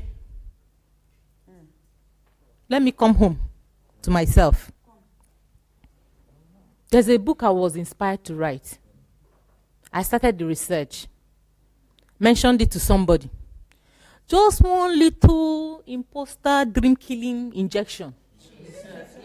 Yeah. He didn't say anything much, not much. The eye and just one. Kill it. The thing started dying, quenching. I don't want to be the wicked servant. This thing is not joke. If you're not for God, you're against God. Father God, I ask for grace. Let's not look it foul. Bring it home. Maybe you have one church, God wants you to expand, or you have one group, God wants you to expand. Bring it home. Bring it home. Bring it home. Because Bible even said it. We have to deny ourselves, deny father, mother, and take up the kingdom. Because when we take it up, he who will come will come. And he who won't come is not for us. They shouldn't come. We have to be bold. God has not given us the spirit of fear, but of power, love, and a sound mind. Thank you so much. So that is extremely, extremely powerful. I hope we all are paying attention. So there's no end to vision in our life. To me now, it's like I'm created for vision. Created for vision on every second, per second. Keep on writing it down. Thank you. Created for... Yes, we all are created. That is a very powerful title of a book, ma. Maybe you want to consider writing it. That is it. Every man on earth was created for vision. And when you do not pay attention to the vision for which you were created, you move straight. You are moving for what? Anti-vision. So there are a lot of people that are living anti-visionary lives. When we are not living visionary lives, we are actually living what? Anti-visionary lives. We are actually killing the very purpose for which we were created. Please don't forget the autoimmune disorder. I wish I had added a picture of it. You would see when somebody's own body begins to fight him, how they look. And that will give you like the mental picture of many people's life right now. Fighting the very essence for which they were born. You know, one of my best stories about vision is this. Let me tell you that story. There was a man, he lived very long life. You know, I'll just pitch his life maybe about, you read that in the book. You know, I'll just say maybe about 80 years or thereabout. And, you know, it was just about dying. He was laying in the room, dying, you know, from old age and all of that. Very tired old man. And he said while he was laying there, you know, dying, somebody came into the room and began to play very melodiously on the keyboard. Very, very melodiously in the room that this man was, you know, the man began to play very lovely music on the keyboard. The man said that in his own words, said that the 10 minutes that this keyboardist played in the room was the best 10 minutes of his life that he had ever heard. That 10 minutes that the man played melodiously was just very lovely. And after about 10 minutes, then the keyboardist began to pack up the instrument and was about leaving the room. And the dying man was begging him and said, please don't go yet. Please, this music is so melodious and beautiful. Please, let us continue. Just keep up. The man said, no, I have to go. That it was a good time being here. I've played the music for you. And he said, no, please continue. And no matter how much he pleaded, these keyboardists wouldn't budge. He was just going to go. So he said, okay, if you are going to go, I have a question for you. Who are you? Who are you that came into my room this 10 minutes and played this beautiful song, melodious music, the best I've ever had in 80 years? And the man said, the keyboardist said to him and said, I am you. I'm supposed to be you. What you saw me do in 10 minutes was what you were supposed to have done all your life. But you never did. A lot of us would rather live pleasing other people. You please parent, please church, please deacon, please brother, please sister. The only one person you refuse to please is yourself and your maker. Living anti-vision. So the man just wrote down that story and he gave up the ghost. What a life. That is why created for vision is a very powerful thing. The only reason why you and I are on earth is not for job, is not for family, is not for what else do people live for? It's the only reason why we are living, why we were created. The only one reason is for what? Is for vision. It's for vision. Remove vision from a lifespan, you have just what? Shell. Should we just continue? All right. So, vision is extremely important. Are we beginning to appreciate how important that is now? All right. So I put an example here. There is a situation currently happening in Nigeria, and I needed to also add this as a physician that, you know, in Nigeria currently, when you are about becoming a medical doctor, you are made to take an Hippocratic oath. My patient is always going to be my ultimate priority. I'm always going to care for my patient. You know, all the rules are not the code, and you have to make the swear and pledge and all of those things. Very nice moment. But a few years down the line, the physicians and Nigerians, you know, not adequately paid or some difficult working conditions, something for, you know, all of those things will always be there. Do you know what currently people who have shown that our vision is we are going to live ultimately for the patient. We are going to care for these people. For you are expected actually as a physician to care for the patient before money. To care because it's a profession of love and care. They tell you again and again in medical school, if you are here to make money, go into banking or go into some other profession. You are never going to be rich, make a lot of money. You are going to be comfortable, but you are not going to be rich in this. You are here to love, to care. You know what? When it became difficult down the line, 88% of Nigerians began to flee. 88% began. And that is also part of what? Anti the vision for which we exist. So normally it should be about care, it should be about support, but we began to move what? Anti-vision. Okay. I also wrote about, I think we discussed about this already, cynicism in Nigeria, distrust, you know, you are Igbo and Hausa, you know, we don't want to have anything to do together. Whereas The single reason why we exist is to demonstrate the beauty of unity to the world. How 250 ethnic groups can exist in one country, one single country, and we want the entire world to come and look at Nigeria and be wowed and be, wow, look at these people, so united, so diverse and so united, so beautiful. But today, we have moved what? We are not even passive. We are actually fighting each other. We are actually fighting each other. You know, a land that is blessed by God Nigeria should be the food basket of the world. With our green, white grain, pour your tomato, just rinse some tomatoes and pour them to the back of your house. Tomorrow, next tomorrow, 3 days after, you will begin to find the growth, right? And I put in a video, if you are able to reach there, a nation in the desert, Israel, with absolutely nothing, they are the one actually now exporting food to the rest of the world. Whereas we that have all the resources, we forgot service. We forgot unity, we forgot service, we forgot how to help, how to plant, how to cultivate. When we move out of vision, we move into what? Anti-vision, and all of these examples we've talked about. Let's look at this little story. Can we play this video and see the story? The emphasis again is when we move out of vision, we move into what? So let's say a nation that moved out of vision, and let's see what happened to them.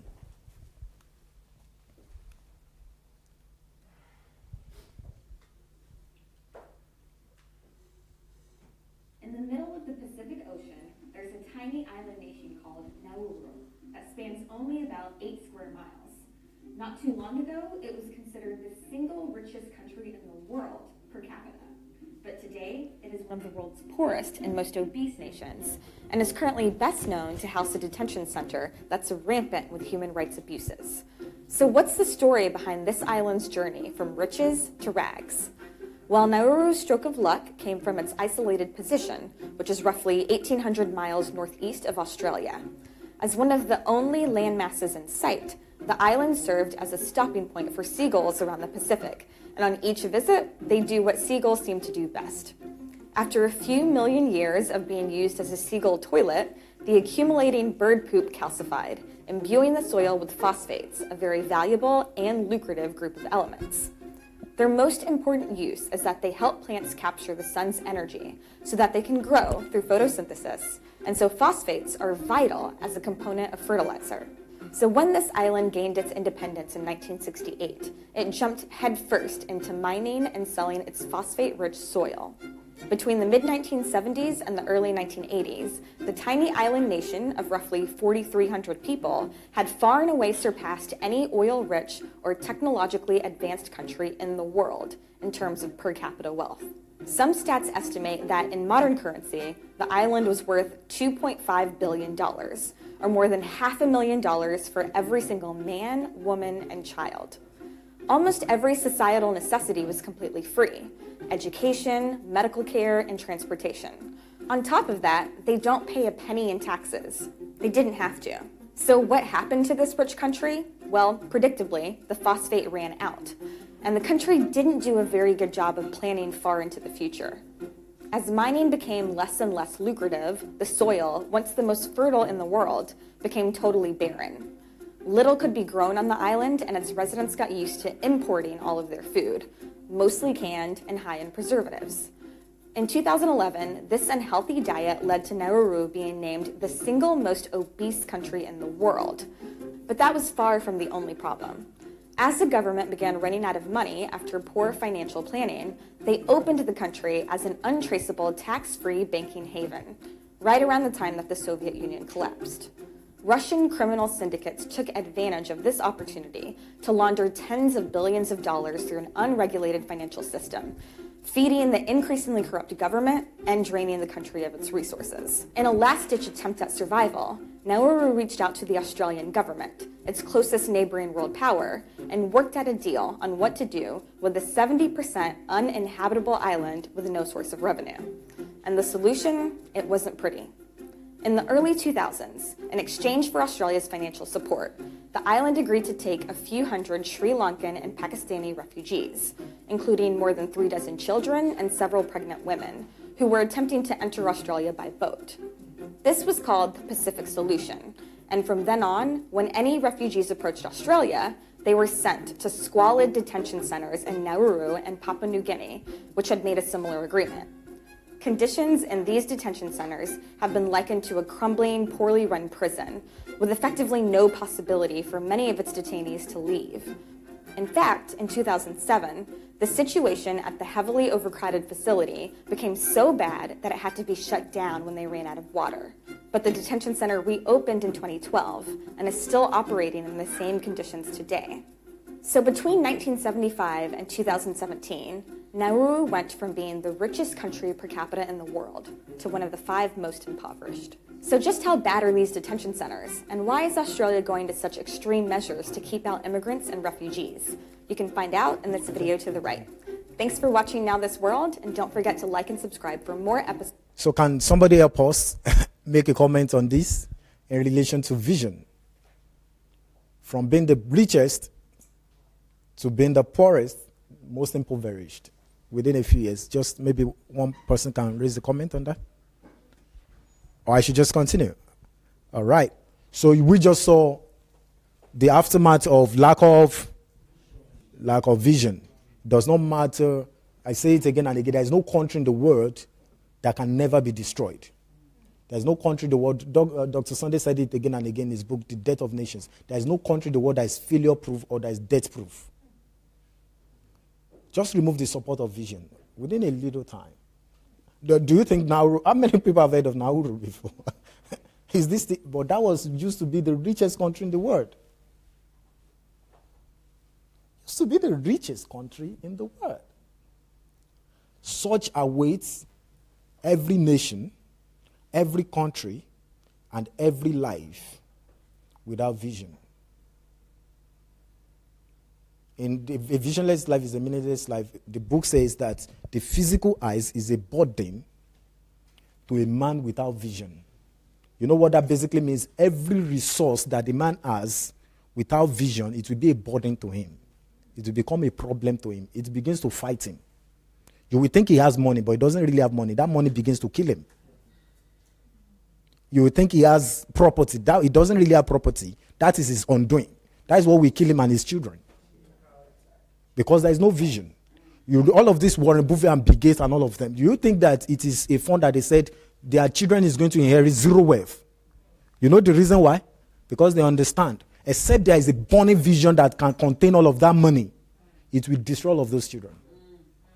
So they would rather let the children discover and not destroy them with the wealth. Because the essence of resource, or the essence, like they said, of provision has to always follow what? The vision. So that is the sad story of Nauru. And now let us compare that in relation to another country, side by side. Look at all the wealth and all the resources that had. Now let us compare that in relation to this. 2 nations side by side.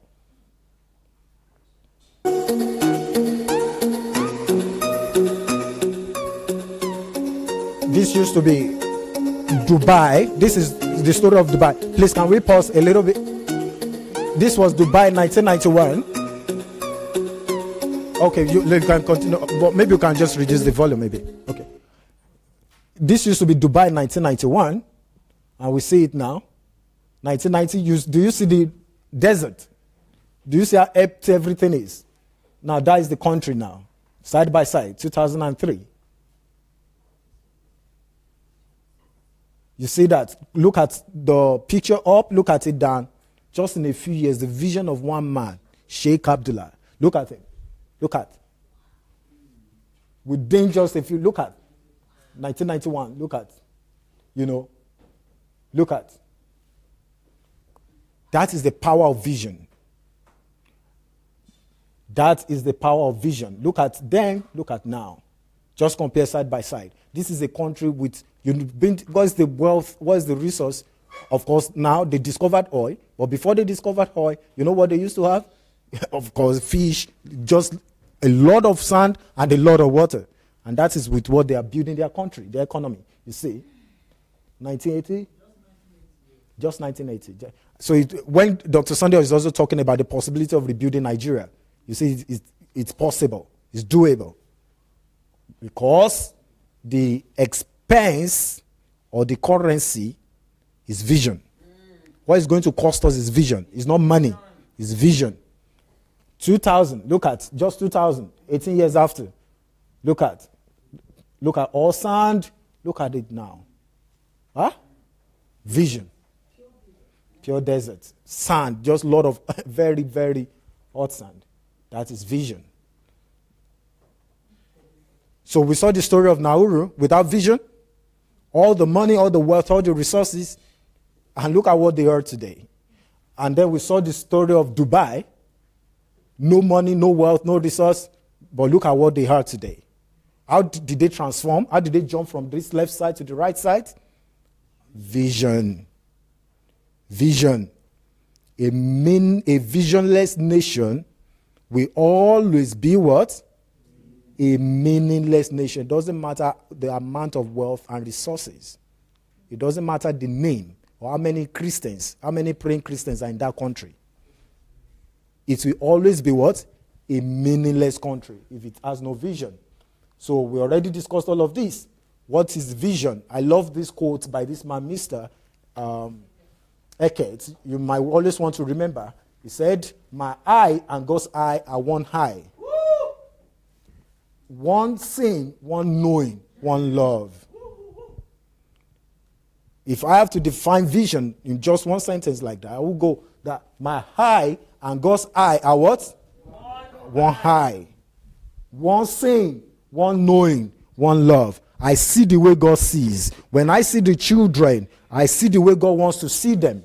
When I see poor people, I see the way God wants to see them. When I look at my country, I see the way God is seeing the country. When I look at the situation, I see the way God wants to see. That is what is called what? Vision. The physical eye see nothing. As a matter of fact, the physical eyes many times is a limitation to vision. It's a limitation to how God wants you to see.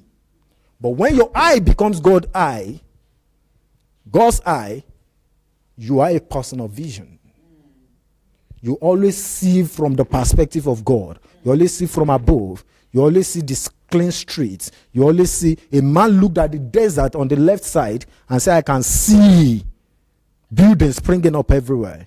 I can see stories. I can see people not living in poverty. I can see a prosperous nation. I see transportation. I see trains here. I see, basically, when God look at the whole brooding on the waters, you remember that story in Genesis, and everything was without form and shapeless. With vision, God was able to say, "Look, I can see firmament. I see plants. I see trees. I see water. I see." When you look at everything, I don't know, just try as I'm talking now, cast your mind to your nation. Cast your mind to that nation. That thing that God has placed on your mind. What do you begin to see? What are you telling yourself? I can see form. I see shape. I see vegetation. It looks like desert now, but I can see things growing. I see beauty. That is how God wants us to see. My eye has become what? God's eye. One seeing, one knowing, one love. It is not enough to be up to date. You have to be up to tomorrow. That is what I was saying to doctors yesterday. It is not enough to be up to date. A lot of people say, "I want to update myself. I want to be up to date." If you're up to date today, you're already obsolete. You're already late. You have to be up to tomorrow. That is vision. People are already thinking, what is going to be the transportation in 2050? How are people going to live? What is food going to be like? Diet, healthcare, infrastructure, trains. How is it going to be? 100 years from now, some people are already living in that realm. Albert Einstein, 100 years ago, made a mathematical calculation, prediction of the black hole in the universe. Exactly 100 years after black hole was discovered. 100 years ahead of his time. Exactly 100 years ahead. It is possible for a man to live 100 years ahead. Many of these philosophers, You know, I love Socrates a lot. I study up on Socrates. You see the mind of the man. He has traveled into the future and is bringing thoughts. He's bringing philosophies into his own realm, into his own world. That is vision. Don't be up to date. Be what? You have to be up to tomorrow, if possible the day after. Constantly. That is vision. That is vision. So we may not be able to go through all of this. I wish we had the time, but we're fast running out of time. So let's just many of these things I took them from the book. A Visionless Life is a Meaningless Life. So of course, get the book, get all of this, and relate it to your nation, to your world, to your life. The only thing worse than being blind is having sight and no vision. A man that has sight, that has eyes but has no vision, the eyes is a burden to him. It's just a burden unto him.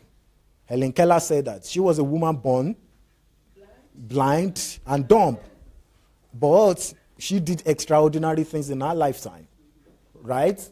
And she made that statement. She understood that if a man has sight and does not have vision, he's living a very bad life. 2, what your physical eyes can see is very limited. However, there can be no limit to what your mind can see. I don't know if you understand. We started with that game initially. I said, cast your mind 2 years from now. Whatever thing you said when you came out, that was the limit. That was the range of your mind. That was the range. Do you know that each of us can still expand the range of our mind? Yes. There is no limit. Dreams and visions, they cost nothing. They're absolutely free. They are the building blocks with which life is built, and they are absolutely free. But you know what? A lot of people go to the market to buy it, and they buy cheap. So when Elisha told the widow of the prophet, go borrow verses, not a few. Not a few means as much as you can. She went and gathered some, and then she came and said, look, it's all filled up. She got a few. There was a prophet, there was a king in the Bible that the prophet told him, says, fire these arrows. Shoot. And how many times did he shoot? I think 3 times or something. And the prophet said, you will only have victory 3 times. You should have shot. Keep shooting. Keep shooting. It does not matter what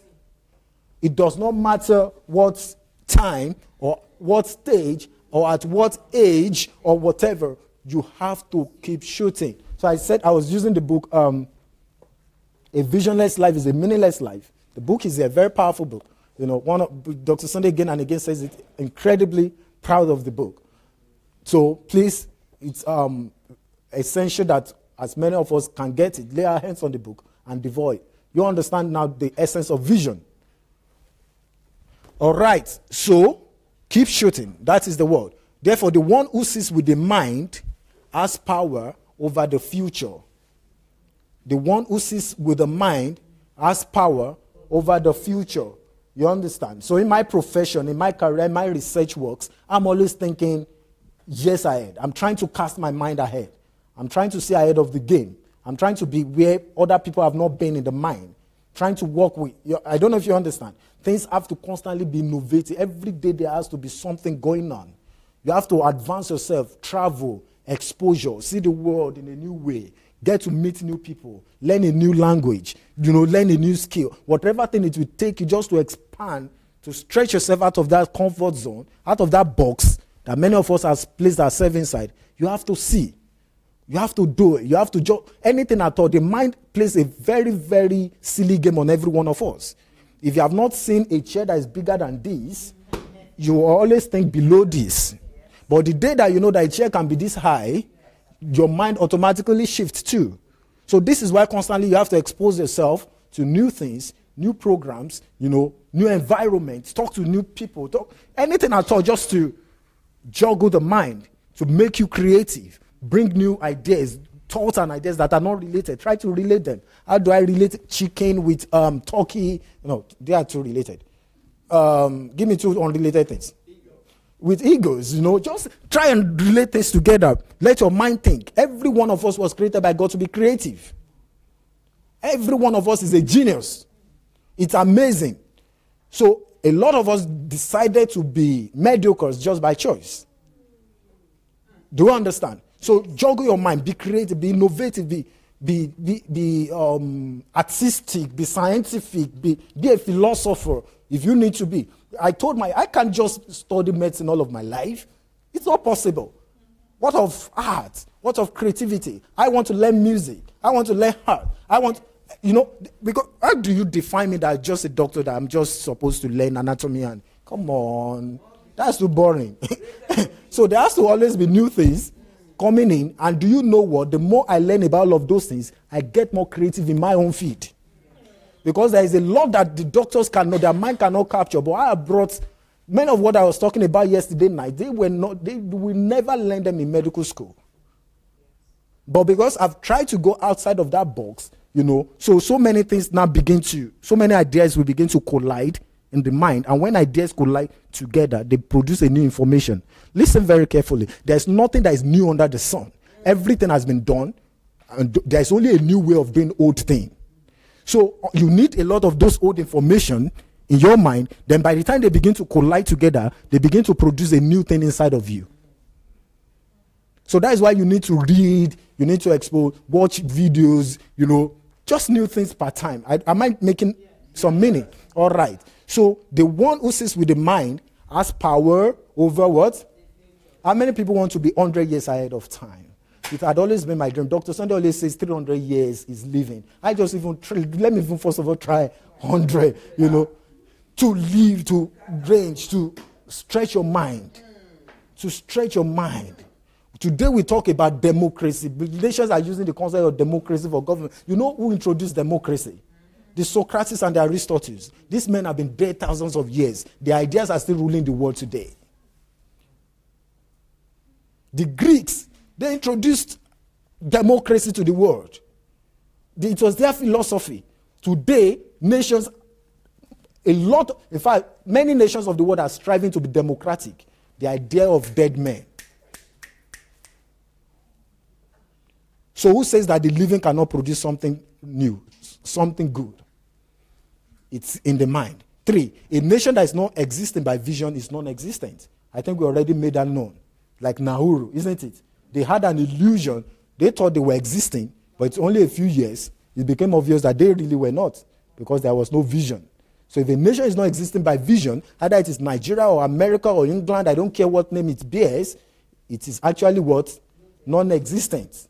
Because once the fathers die and the children do not know why they actually were, they begin to fight themselves and they will kill each other. So, 4, vision is what gives you the ability and capacity to live beyond the time you currently exist in. We just talked about that, right? To live beyond the time. In other words, with the power of vision, you can live 100 years ahead of your time. All of these people that we see around there, they were men who lived far ahead of their time. Abraham Lincoln, Winston Churchill, Mother Teresa, all of these people, they were able to cast their mind, they were able to live for legacy. Do we get it? Are we still following? Yes. So can we just quickly watch this video as I begin to round up? And let's begin to see. Some people are already living. This is the future of transportation. And this is not, you may think that this is going to be very far, but these are technologies that are already on ground. This is just 2050. Just a few years from now, this is how we'll be traveling. It's already existing.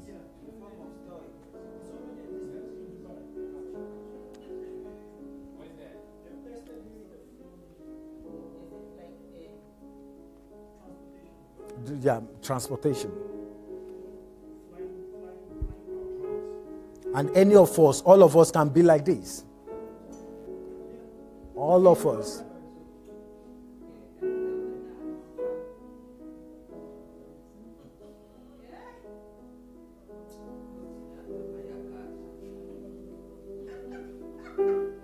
This comes, speaks you, and you travel. No traffic. No traffic. Because there's no traffic in heaven. So why should there be traffic on earth? As it is in heaven, so it should be on earth. Some people are already thinking like that.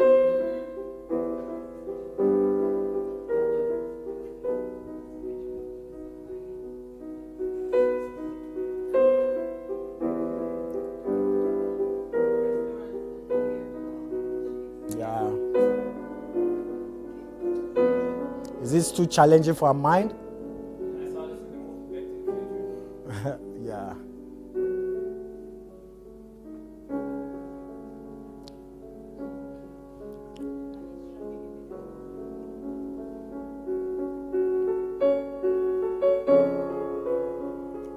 See the child holograms.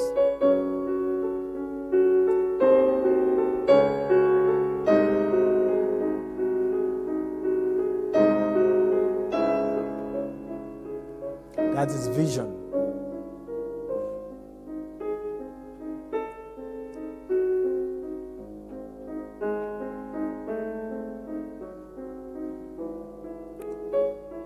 Artificial intelligence. Do everything, all the manual work. Takes care of everything. Don't ask me if they disappeared.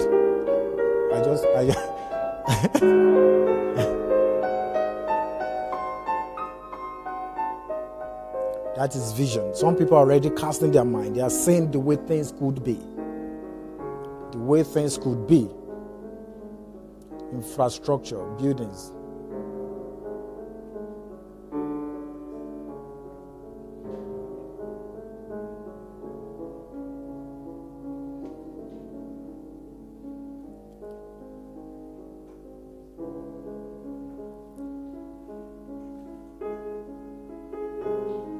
Okay, I think we had enough. Let's just pause it there. So, thank you. Is it too challenging for us?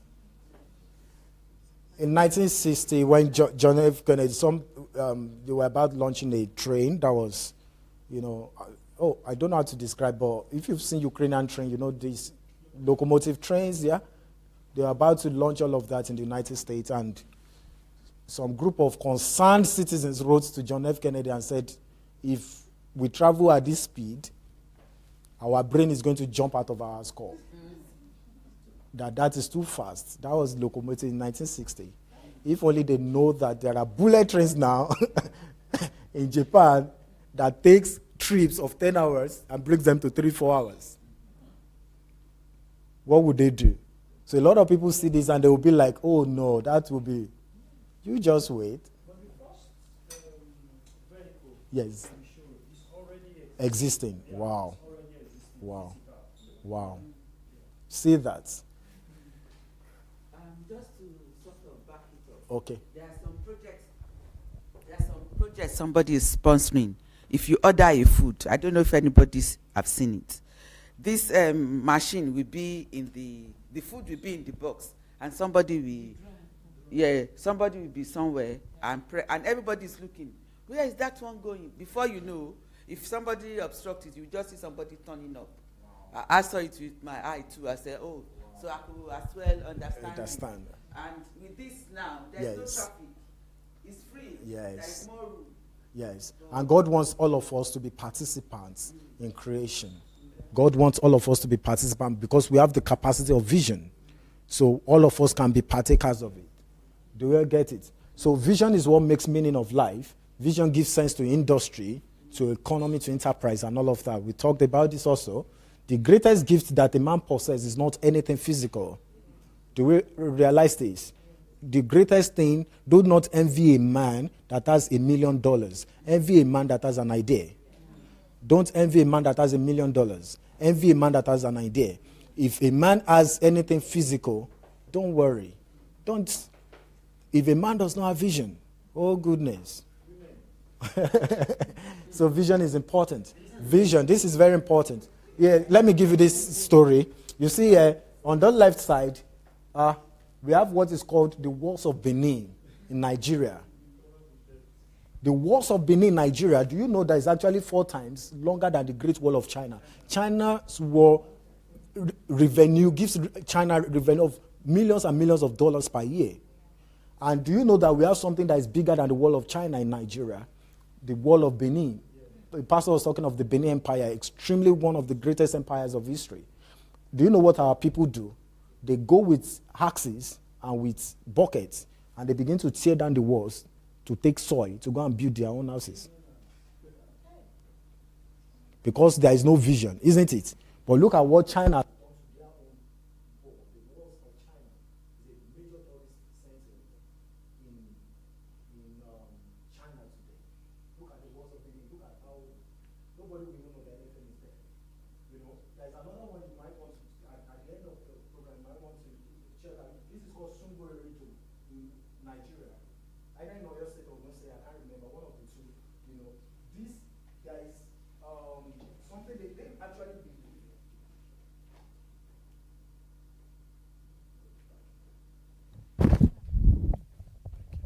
So they actually believe that this was the monument. This was actually they believe that it was built by the Queen of Sheba of Ethiopia.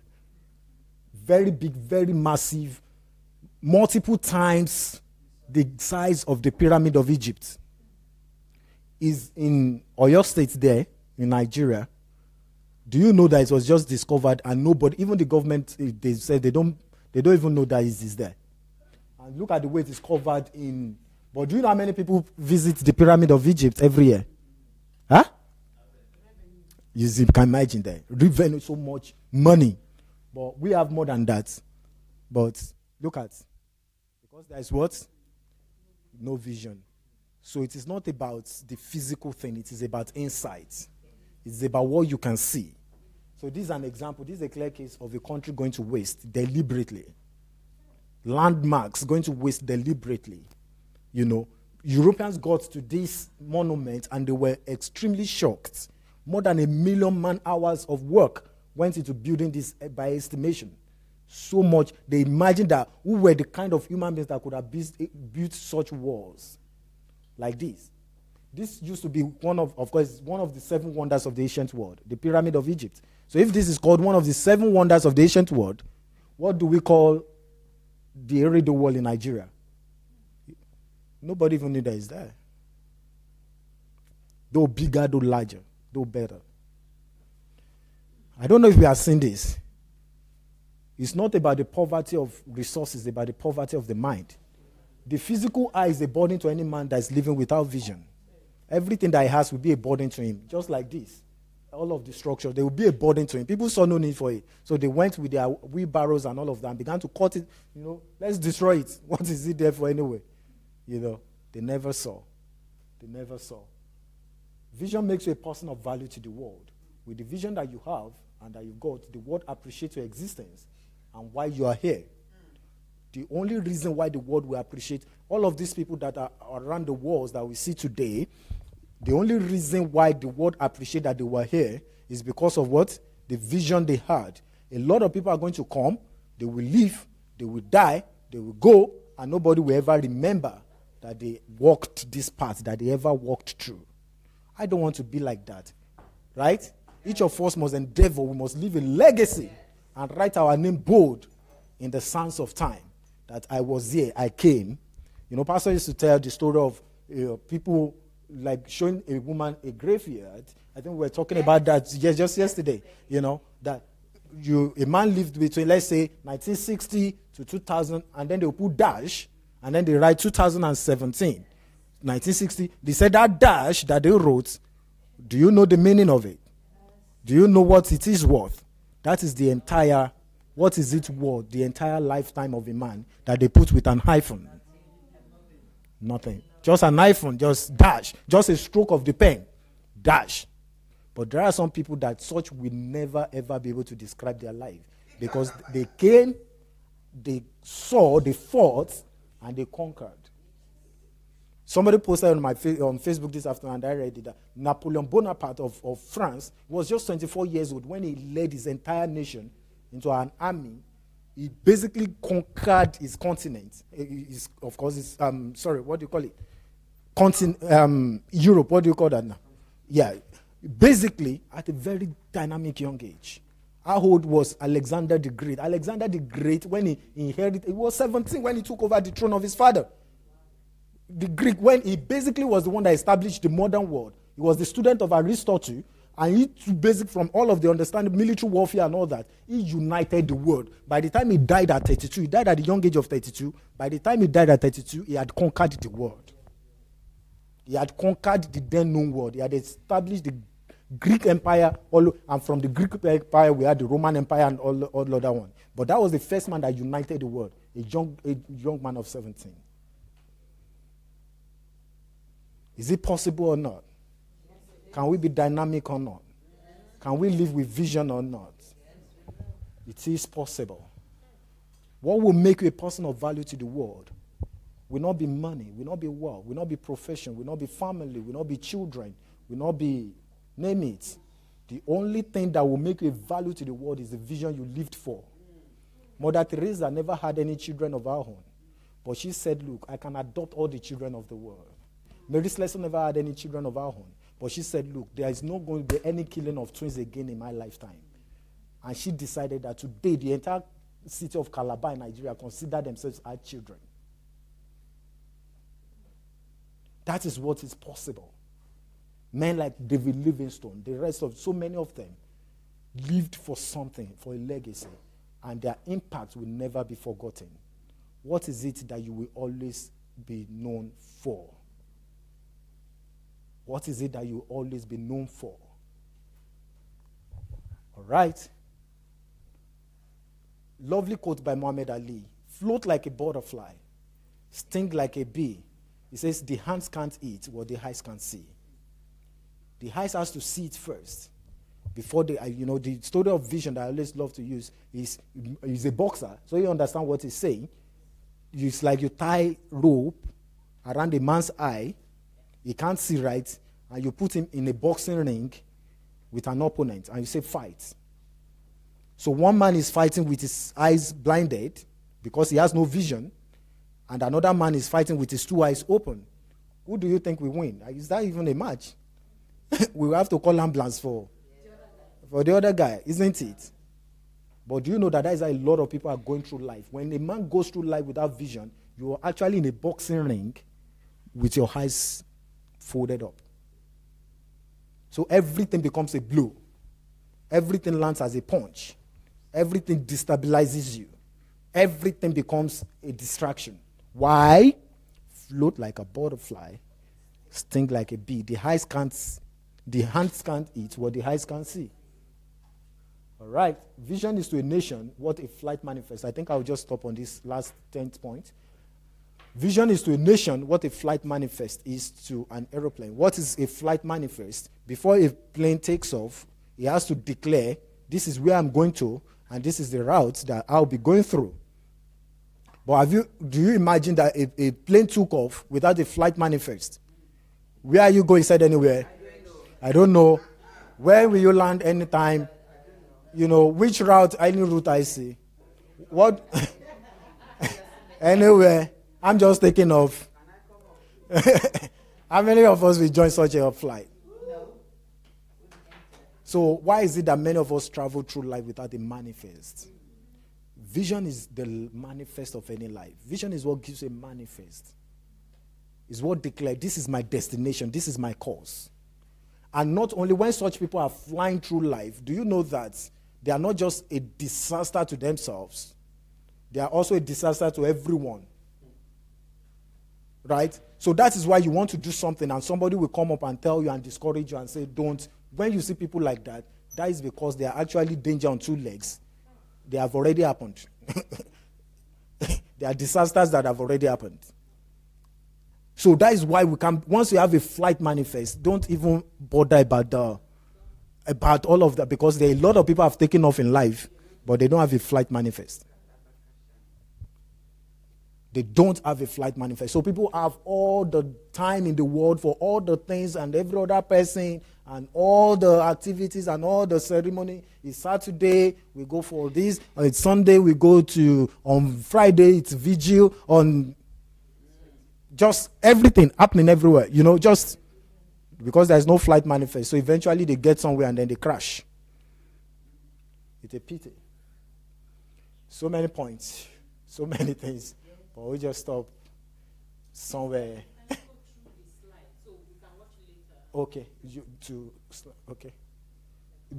read through, okay. You don't have to read through, but if you want to. Okay. You can read through, or if you don't want, you don't have time. Okay. At least show the slide, you can use it to. All right. So maybe you want to snap. Oh, okay. we'll be able to see. Oh, great. So life without vision is death. 12 says, is death. I think now we really agree with me that without vision, is death is just waiting one day to physically close one eyes. But death has happened long ago. It's unfortunate that the day some people were born was the day they also died. Because there was no vision. But the day you catch vision, if you catch your vision at the age of 70, that is the day you actually got born. If you got your vision at the age of 50, that is the day you got born. That is the actual date. They say that there are two important dates in a man's life. The day he was born and the day he knows why. Right? The two most important days in a man's life, the day he was born and the day he knows why he was born. So that is the day he discovered his vision. He discovered his essence and why. And, Miles Monroe's quote, remember, the graveyard is the richest place on earth. Because it is there that you find all the hopes and dreams that were never fulfilled. And he used to say that if I could harvest it, he said I would be the wealthiest man. All the books, inventions, paintings, thoughts that people never did just because they were afraid. So I wanted to show this video about China. China, their program for the world, and basically how they are conquering. China has gone far ahead. Let's forget. The rest of us, we are just pawns. How many people play chess? Pawn. How you just move pawns in the game of chess? We won't play this. Maybe we can just play one video. So I said, vision bets creativity, the sculptor story. Let me tell us a little story about the sculptor. I think I'll end with this. A man had a log of wood in his house. The wood had always been there, like big wood, really. It had always been there. And it had always been, maybe one day I'm just going to throw it away and use it for firewood or something. It had always been there. Then one day, a man paid him a visit. That other man is a sculptor. And the man said, can I take home this piece of wood and all that? He said, it's a waste already. It's just a disturbance in my house. Go with it, do whatever thing you want. And the sculptor went on with the wood, and he sat down to work on it and carved an amazing work out of it and sold that work later for thousands of dollars. And when he sold the work, he smiled to himself and said, truly, the eye sees nothing. It is only the mind that sees. All the while that piece of wood was in the man's house, what did he see? Just wood. Some husbands, when you look at their wife, what do they just see?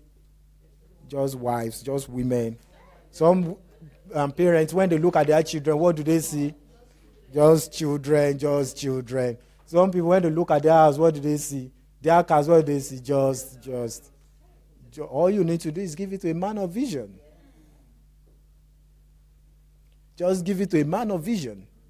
You'll be amazed at what lies in there. Vision is the capacity to see beyond what is happening to the realms of what could be, what is. Everything, there is always more to what you see. Please don't forget that if you can put it and note it, there will always be more. When you meet somebody, there is more to them than you see. You could see somebody that is angry, that is so, there is always more to them than what you see. There is, somebody that there is always more than what you see. Let's pay attention to that.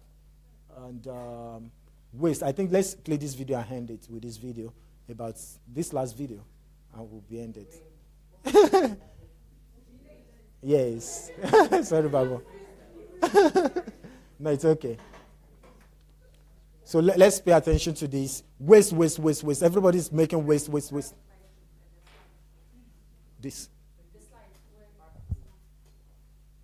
Sorry, I already moved it. I'm sorry. Okay, sorry. So we're always complaining waste. Who wants waste around their house? But do you know there is a country that is actually importing waste from other people's country? Because they have I've already moved it again? Okay, can we copy that link and maybe use it on YouTube? Okay.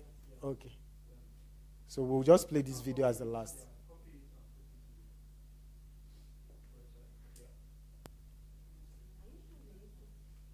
Yeah, or you can just put in Sweden's waste on YouTube and it will.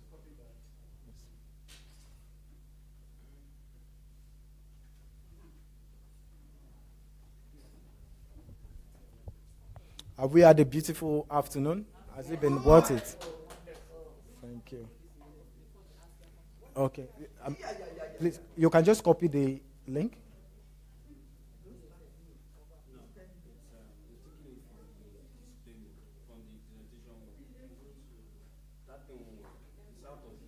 Out of the presentation? Okay.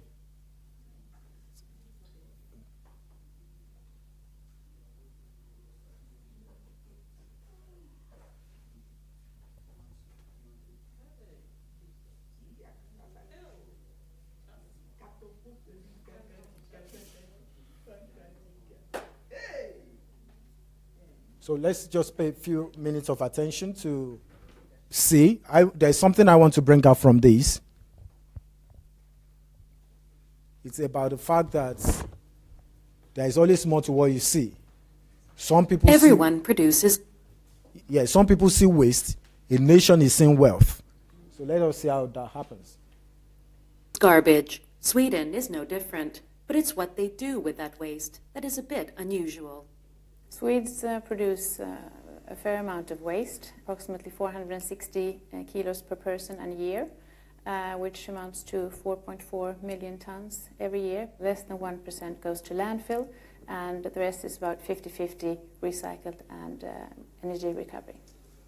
With recycling and sorting of garbage a way of life, Sweden is able to convert much of its waste into energy. With its 32 incineration plants, Sweden is considered the world leader in the field of waste to energy, or energy recovery.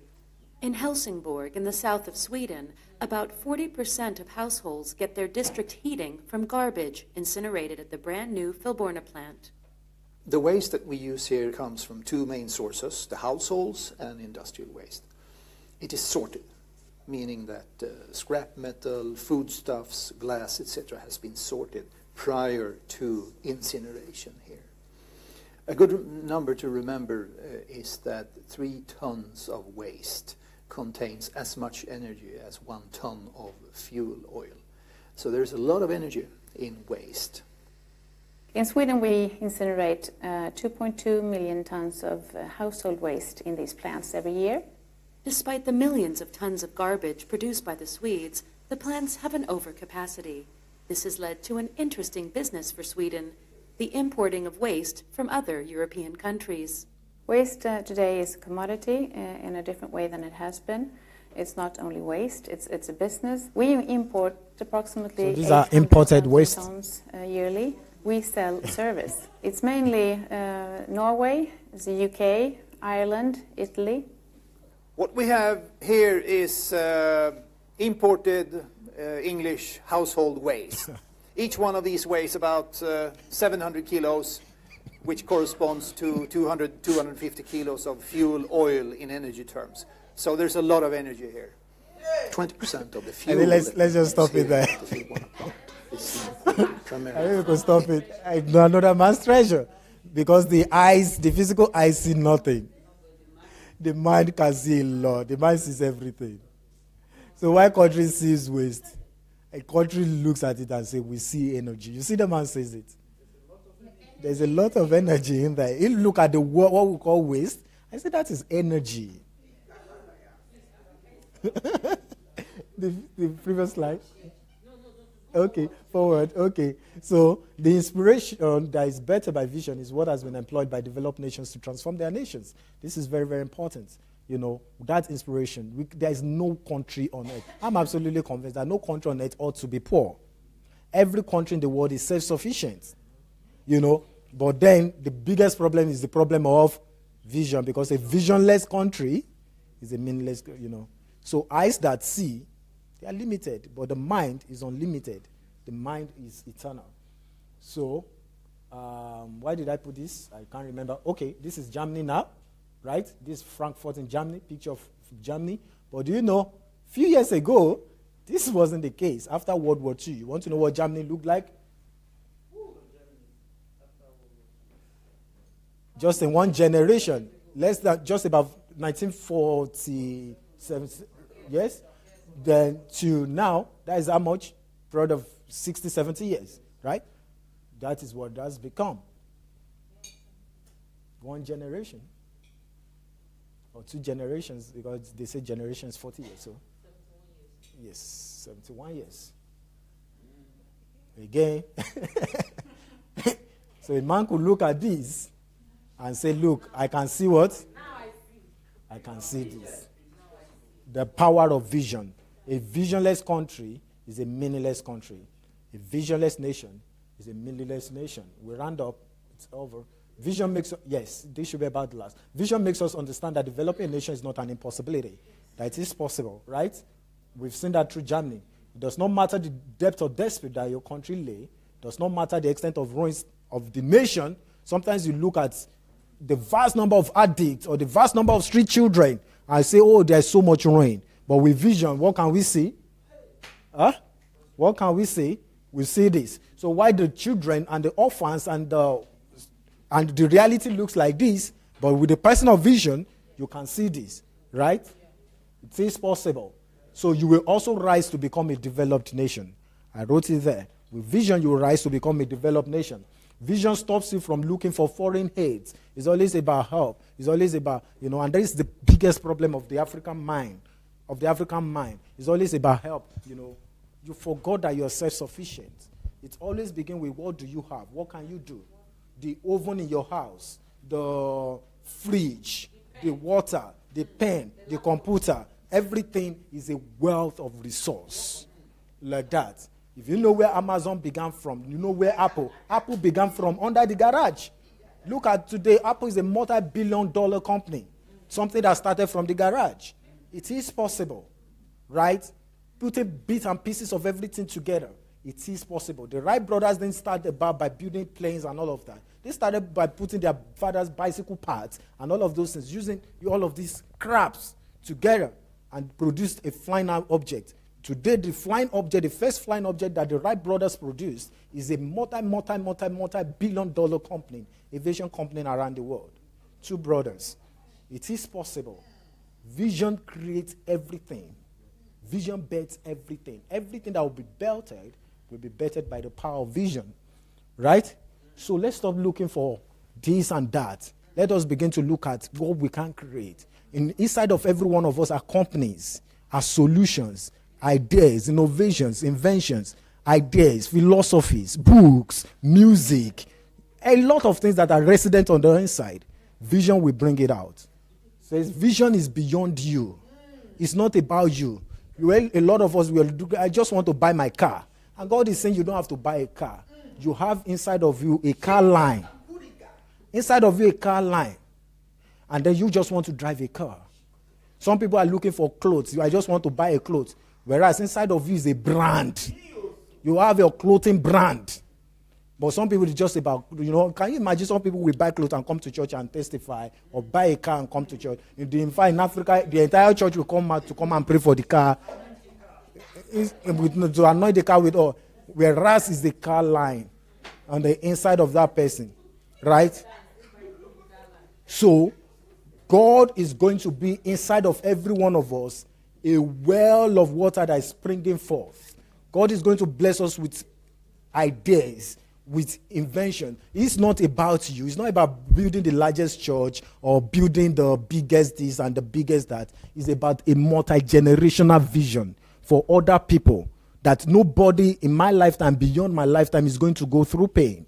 No child that has no parent is going to go through. A lot of these things. Vision. When it is about you, me, myself, and I, it is personal ambition.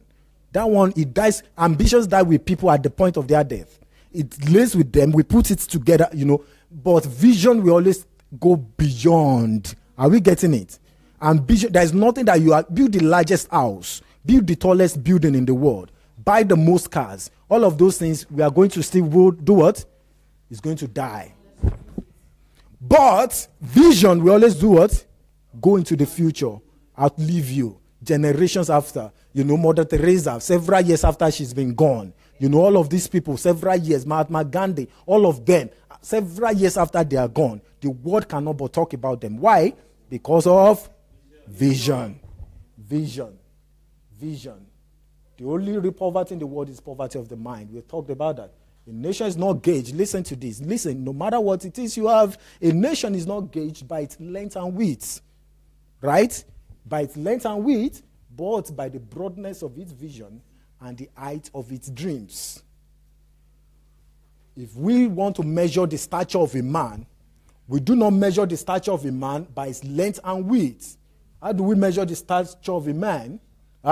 By the broadness of vision and the height of his dream. This is why when DSA is talking, you just want to listen. The broadness of vision. This is what Nigeria can be. I want to reconstruct Enugu and the Badon. I want to be. You understand? That is the size of a man. So if you want to truly know the size of a man, don't check out the number of private jets and the number of cars and the number of houses. Check out the broadness of vision. Not ambition, vision. Vision. What it is that you want to do for the freedom of man. It was John F. Kennedy says, ask not what America will do for you. He says, ask what you can do for America. He said, my fellow citizens of the world, ask not what America will do for you. Ask what together we can do for the freedom of man, of mankind. May God help us. Thank you.